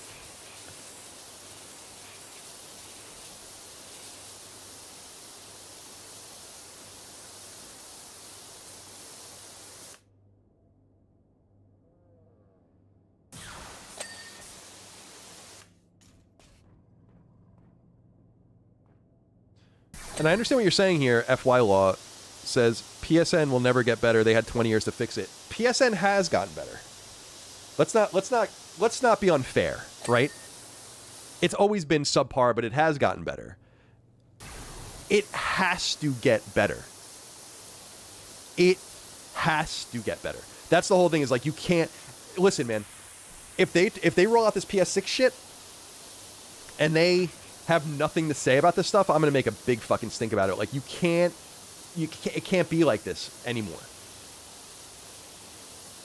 Let's press. Now's the time. And I truly believe that if Sony had a better reputation, with digital reputation over the years, that this physical games thing wouldn't have gone down so badly with so many people. Because all the excuses of, like, well, the network sucks, and well, the EULA's this, and, like, well, you own licenses, and all that. It's like, none of that would have been germane to the conversation, and so it literally would have just been about player choice, which is fair enough, but at least it wouldn't have had all of this baggage on it. Certainly, you can't blame a physical gamer for saying, like, well, at least I'll own the game forever. At least I mean, again, I think there's a shit ton of caveats to that. I've gone into them a million times, but you can't blame a person for feeling that way.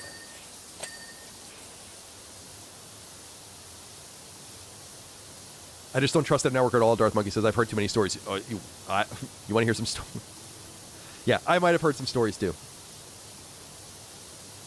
Tuffy J says, I bought music on Zune, wiped out. Switched to Google, wiped out. Fortunately, I never threw away my CDs. 551 movies and TV, wiped. It's why I keep Blu-rays. Yeah, I mean, it sucks. That's what I'm saying is, like, and this is where I think it gets really complicated, and there simply might not be any solution to it. But I came up with the idea, at least I'm solutions-oriented, right? Where I'm like, what if there was, like, a small tax that went into, like, everything you bought digitally went into the, like, there was a few pennies for every digital purchase that went into this, like, untouchable escrow fund. And if any of the companies in this consortium go down, that money is used as leverage to, like, transfer the licenses to another company, or to, like, keep the servers up so people can access them even for a certain amount of time with a lot of notice. Like, people are just so locked into this idea that this shit can't be solved, and I really feel like it can. It will, and it must. I mean, that's really the way I feel. Like, there's just no way that this is going to be true in a few years of the way we play digital games. Like, it's going to change.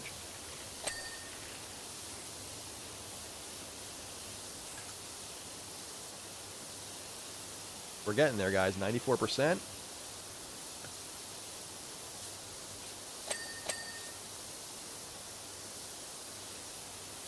How hot is it out right now?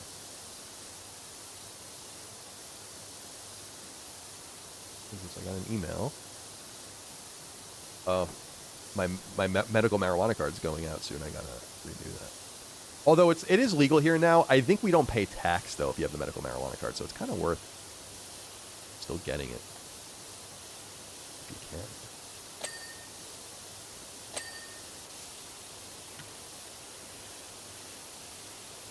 All right, let's see what the next inquiry is. Valinor says, corporate greed is not drilled oil, plastics, and PSN. Wait, corporate greed is not drilled oil, plastics, and PS going to Steam. Low-end pricing model over end premium pricing model. The narrative of many gamers whining anti-consumer is short-sighted. I don't even know. Corporate greed is not drilled oil, plastics, and PS going to Steam. Low-end pricing model over end premium pricing model.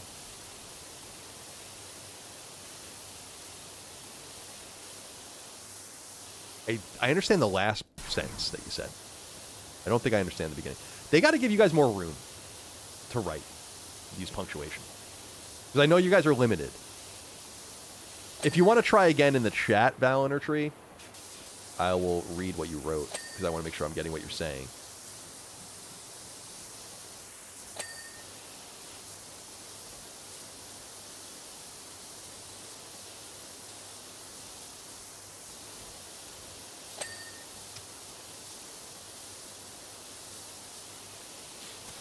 Sean Shep, can you have your medical card and own a gun in VA? I hope so.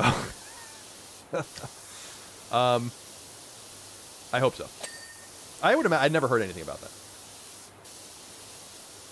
All right, let's see.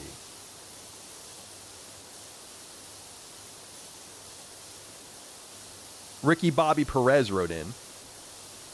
Says, Colin, I moved over to PC 7 years ago. I say it coming with all the BS these consoles push, and I moved all my friends over, and we couldn't be happier. Yeah, I think that's great. I think that's great. And I'm never gonna move over to PC unless I absolutely have to. Like I said, if Sony didn't recover my account for me, and like, I would never give them another penny in my entire life. You know, like, ever. So that would be like more of a force thing, where it's like, well, if I want to play video games, I gotta move, because like, there's no way I'm giving them money after that. But I'm not in that position, and so like I said earlier in the chat as well, like it did force me to consider PC realistically for the first time, and it would be an interesting thing to like make that more of an option for me. But I enjoy playing on PlayStation, you know, so like I'm unapologetically a console person through and through. Like that's I have no qualms about saying that. Like there is obviously the PC supremacist sort of shit. I understand that. That's fine. I think it's funny. I think you guys are great. Whatever. It's not. I never wanted to play. I always loved console, and that's where I want to be. So I would only do so. It's like I would never be excited about going to PC. It just might be a thing that people have to do, and I would think certainly it probably, especially if you're really into like the anti-DRM, like you buy things on GOG and whatever, like you really would have those access to those games theoretically forever as a .exe that you can put on any computer. Steam, I don't think people. I think some people understand. Steam operates under the same exact licensing structures that Sony and Microsoft do, and in fact, they might not even have as much leverage as some of the publishers do that Sony and Microsoft do, and certainly not the relationship. So, so I think they still suffer from a lot of the same problems.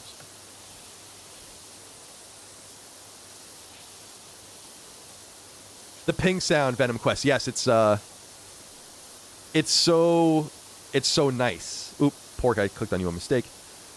The ping sound is iconic. Yes, it is. It is so nice.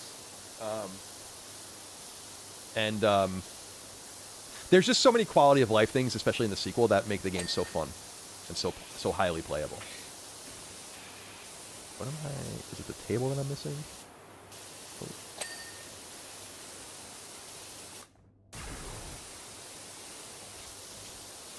What am I missing here?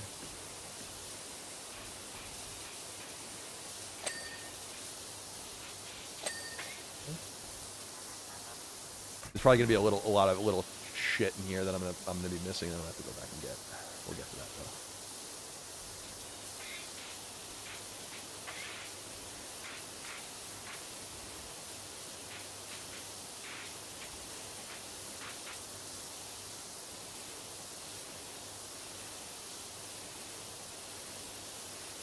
This is like the perfect podcast game, by the way, if you guys are like into just, you know, like relaxing and doing a task and not having to really worry about anything else, and you want to listen to a show, you know, that you enjoy or whatever. This is a really great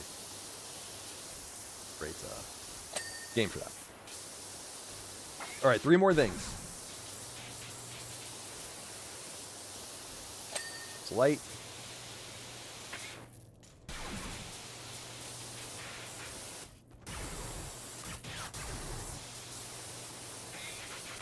Can I fit in here? Oh. Okay, Omnibox panel.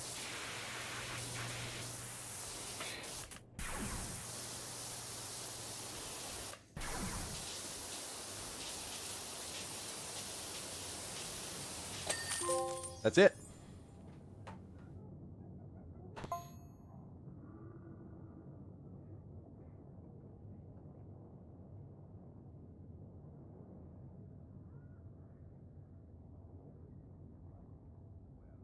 What's the next? I mean, I won't do another one, but what here? But what's the next? Oh, the next one is, let's see, continue. Oh, it's the ad. Let's at least look at it.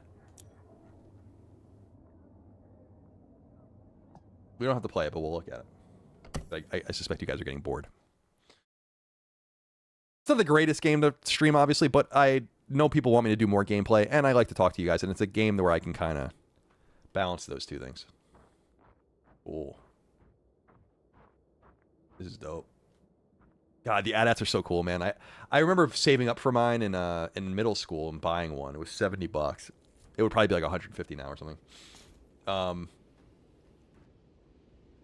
And it was just so cool. I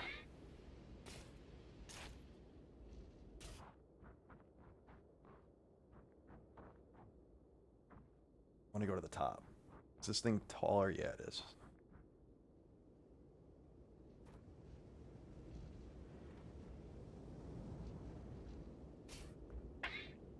Oh, look, there's like a snow speeder in the distance. Crash snow speeder. And all the gun turrets. Oh, there's another one.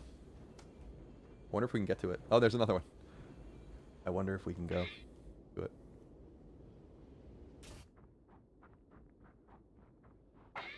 Nope. Too bad.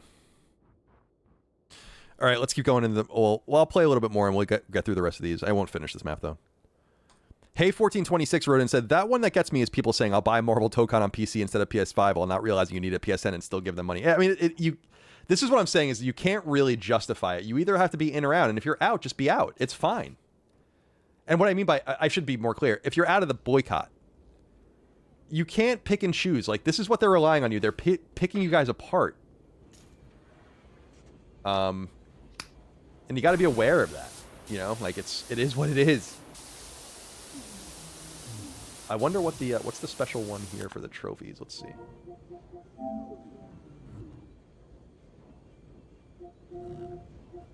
Complete the AT-AT job and then without using any soap. Well, that's easy. I never use soap anyway. That shouldn't be a problem. I also have to get the Adventure Time pack at some point. Oh, this actually might be more useful. This is going to take for fucking ever, though, I'll tell you that. All right. Let's see. Death Shoot wrote in and said, the temporary PvE mode for Marathon comes out tomorrow. Will you be there? Will it work? I don't know. I mean, I'm kind of distracted right now by other things, but I am interested in it. It does seem like Marathon's numbers are really falling off, and you have to wonder, especially and people have now left the team, the director left. You have to really wonder if they're in the end game of this thing now. Like, it just doesn't, like, keeping it going if it has a small player base of a few tens of thousands of people is just not worth it. I think there are other avenues to explore, including making the game free, but I think at that point you kind of have lost. Admiral Piet, he's texting me. He has my number. Admiral Piet.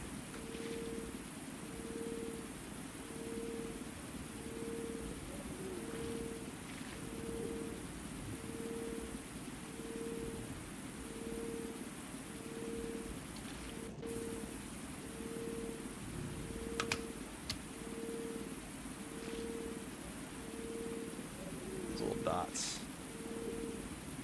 All right, let's get to the next inquiry. Hatham Gruxton wrote in and said, "Are you growing any vegetables this year? I've got a lot of tomato and potato plants going." No, nothing this year. I had a really hard time with. I tried to grow, like, what did I grow? Cucumbers, tomatoes, like, your basic bitch kind of shit. And I had a really hard time getting them to stick for me. I said earlier, someone asked this a while ago, and I was like, it is a me problem with that stuff because my aunt and uncle live in my neighborhood, and they grow pretty prodigiously vegetables and whatnot, and they're doing great. So it is a me thing. I just wasn't very good at it.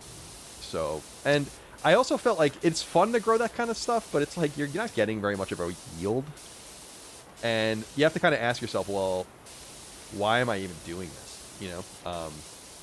I'm spending all this money on soil and fertilizer, and I'm growing, like, crops I can go buy for $5. All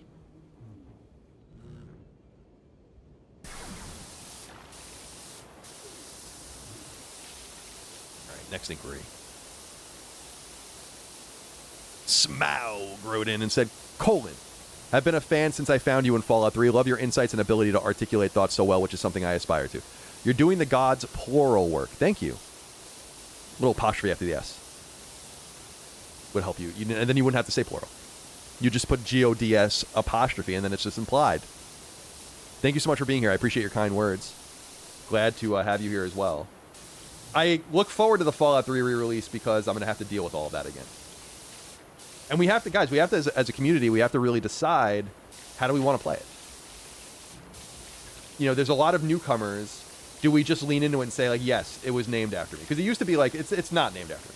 But it used to be like, it's not named after me, but we would tell the story, and it was very laborious, whatever. And then, but now we have a whole opportunity to reimagine the story however we want.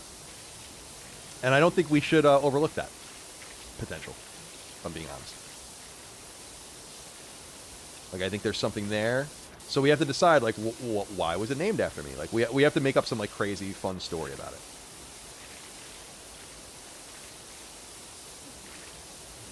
Because it's going to be, like, a thing for me again. Because there are so many, it's like, I'm going to tell you guys a little secret. There are a lot of people in the video game space that don't actually play video games. And so they really have no idea that there's a character, like a prominent character in Fallout 3 named Colin Moriarty. It's going to be news to them. And so this stuff is they're going to be coming out of the woodwork on this one.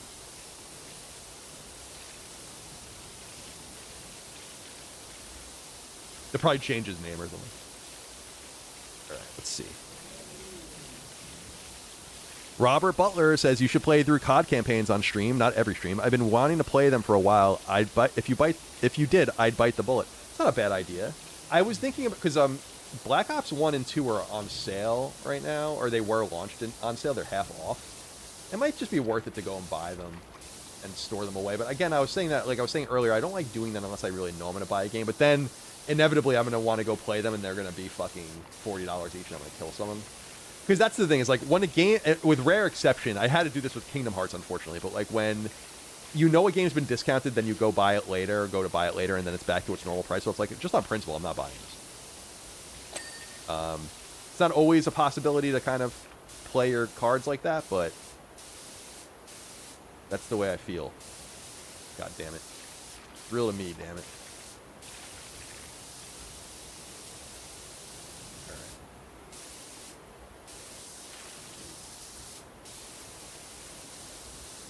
All right, next inquiry. Hatham Gruxton says, did you hear Pat the NES Punk's mention of you? Also, as a game collector and probably the only 26-year-old who bought a Magnavox Odyssey and a CDI, I largely agree with you on physical games. No, I wouldn't say we're friends, but we were friendly. I mean, I like Pat. Pat is friends with my brother, Dagan. They're friendly. And Dagan worked extensively on his books, all three of them. Well, he might have more than that now, but like the NES, SNES, and N64 games, like Dagan wrote a lot of those. So they're friends. And I've been to Pat's house in San Diego, and I did his show. So we had a friendly rapport, but yeah, I don't even know what I don't really even know what he's doing anymore. Like, he doesn't pop. I'm sure he's doing his thing, but he doesn't pop up in my like space, so I don't even know like what his deal is these days.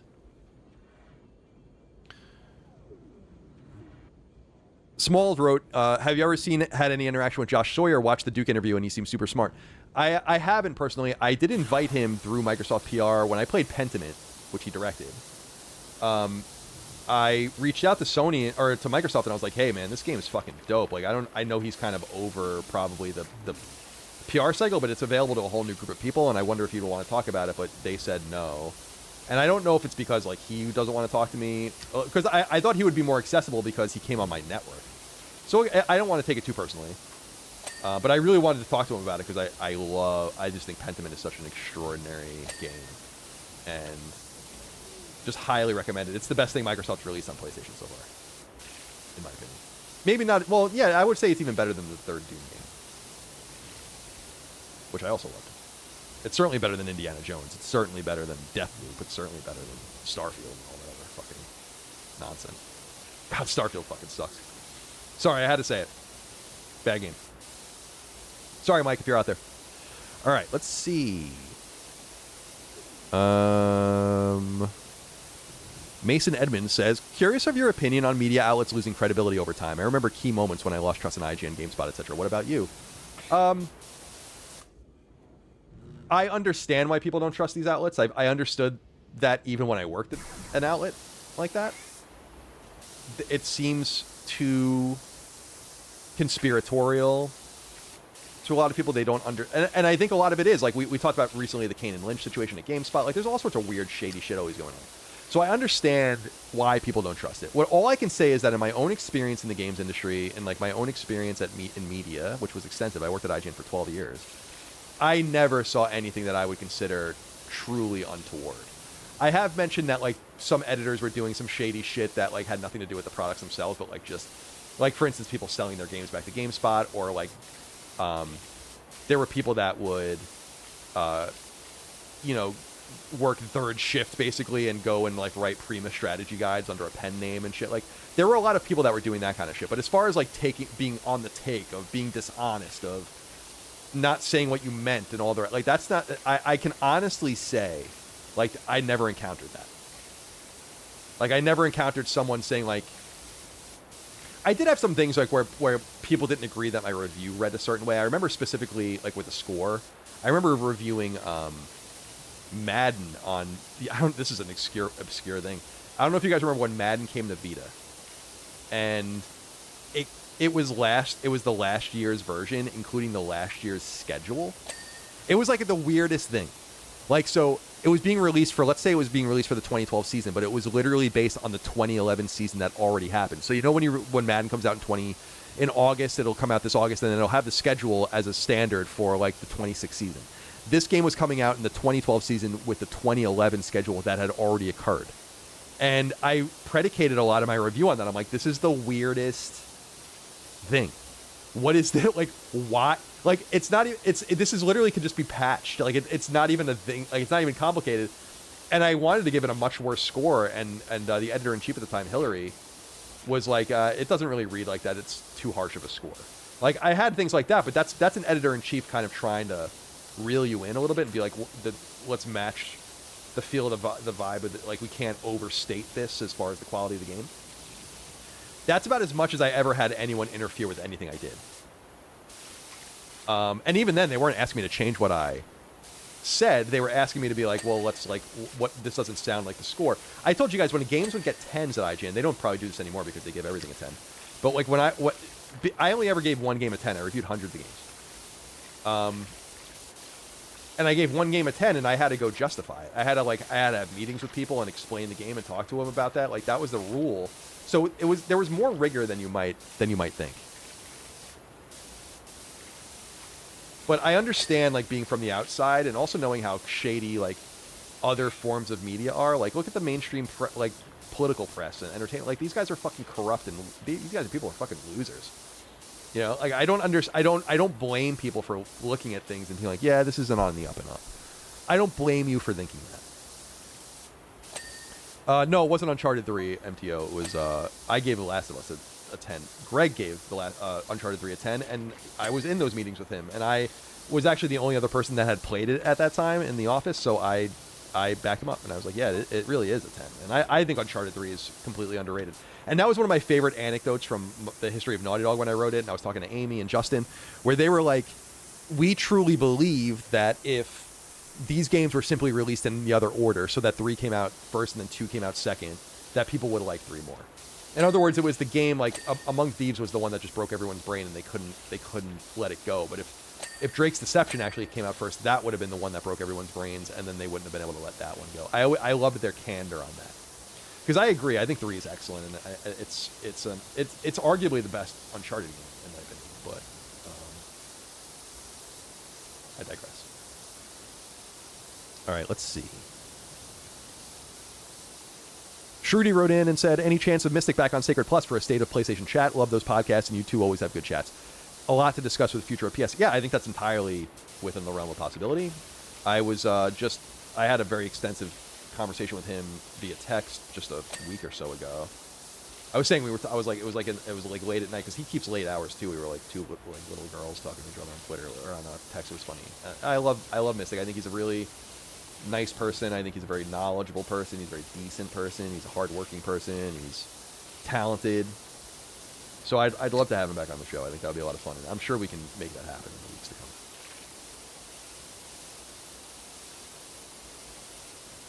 David Damon wrote in and said, was watching A New Hope, and the He Doesn't Like You, I Don't Like You Either scene came on. What a weird out-of-place scene. He doesn't like you. I don't like you either. Yeah, it is. Well, they needed something to pop off so you can show Obi-Wan could bring out the lightsaber. And what I like more is that Obi-Wan basically just like completely cuts that dude's arm off, and then like no one even cares. What a great movie. Trent Miller wrote in and said, this is basically you streaming while cleaning G.I. Joes. Those were the days, weren't they? The streaming during COVID was funny. That's when I was like, wow, there's a lot of money in this. I didn't realize that, but I just didn't have the patience to do it. And I also think like splitting the audience's attention too deeply is probably not a great idea. Jake Starr wrote in and said, I just beat the super boss of Metaphor ReFantazio. He's level 99, but with some clever maneuvering, I beat him a level 80. Colin, do you still think of Yuffie's Third Eye? I don't. Although I was surprised when Sega released sales numbers recently, and I think Metaphor only sold a couple million copies, which is like pretty shocking. Listen, I'm not going to be a fake Persona fan. I'm not a Persona fan. I like Persona 4. It's the only one I played. And I'm not going to sit here and be like, I'm a P Studio stan. I love Catherine, so I do love some of their games that are not that. And I know that this is kind of like a new, these are the original Persona guys kind of doing their thing. I was surprised by the kind of soft sales, because I thought Metaphor was really good. Like, really good. I really, really liked it a lot. I loved the class system. I loved the world, the political intrigue. The characters were really interesting. A lot of cool side quests, the relationship building.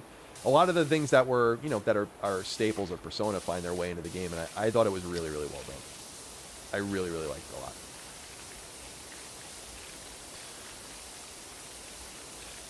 Samal wrote in and said, when the power washing is complete, will Colin have the Lucas moment of, I may have gone too far in a few places? Yeah, probably. I probably will. The good news here is that we're on Hoth, so my headcanon here is we're just melting snow for the water, and we're keeping things nice and natural, and we're just doing the best we can. But as you can see, I'm working for both sides, because, at first I was working for, Rebellion Associated, although secretly at that point. Rebellion Associated people, and then I was at Mos Eisley, a more gray area. Maybe the Hutts hired me, and now I'm working for the Imperials. What's weird about this, too, is I just don't understand where... So, like, there's snow speeders. We're on Hoth. So now we're, like, in post-Empire? Because that's the thing that we never really see, is that... Which is kind of cool, the implication that the Imperials take Hoth. So this could be... Because the rebels, like, escape. So this could be, like... a whole thing here where they're trying to get their shit in order, and these are, there's probably, like, there's going to be, like, snow troopers going to these different craft and dragging fucking pilots out. Wedge is going to get dragged out of his fucking cockpit.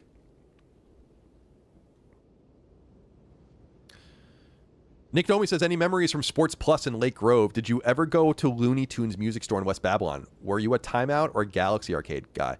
Timeout. The Timeout in Sunrise was the one that I used to go to. Sports Plus, yes, Lake Grove, kind of near my house.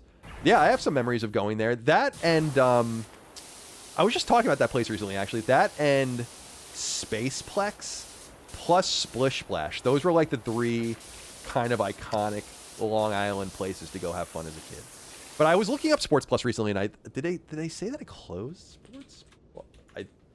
Sports. Jeez, I can't type. Yeah, it closed. Oh, it closed in 2007. That's too bad. Been a long time. All right. We have a few more to get through here. Tom Fraz says, heard your knockback Star Wars fanfiction, seen Southern man derobes the Jawa hood first, tenderly working his way down, describing what he sees. I can't do that. That's too grotesque. I do wonder, like, I can't believe that no one's ever seen under a Jawa. Like, all right. What does a Jawa look like under the hood? Oh, boy. Official Star Wars lore never shows a completely unhooded Jawa, but canon and legends describe them as small, furry, and rodent-like beings with shrunken faces, leathery skin, and glowing yellow eyes. Often polished gemstones sewn into their robes for sun protection. That's interesting. Oh. Oh, God, there's a picture of someone put of Oompa Loompas. No, we don't want to look at any of this. That's not good. All right. Troy Branch wrote in and said, where is Japan's bidet simulator game? You would like that, wouldn't you? Fucking pervert. Oh, I saw a little bit here. I have to come back up. This is the annoying thing is, like, you got to get everything because you're going to have to be coming back up here and fucking around. It's going to be annoying as fuck. All right, final inquiry. If Sony is so margin-focused, this comes from Spanish Deco, why not remove game sharing? Or do they now lack the political capital right now and we'll do it in 5 years? I don't even know that game sharing matters. But I don't think that they would do that. That's not going to... They can't nip around the edges. Like, going after physical games is a much cleaner way to raise margins. And so I think that's what they're doing. But, yeah, I don't know. I don't think they're going to get rid of anything, the game sharing thing. In fact, I think that's part of, like, the digital future. All right. Let's transition to this shot here and wrap this thing up. We've been going for a while, 3.5 hours. It's good to be here with you guys, though, and I appreciate you being here. Fun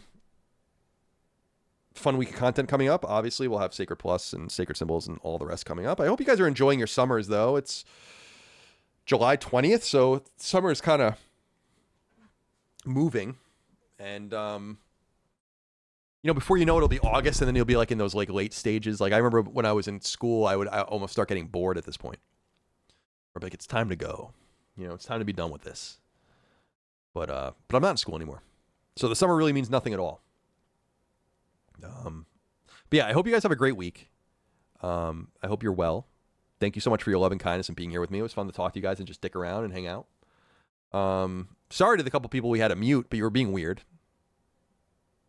Right? I mean, I don't think there's any denying that.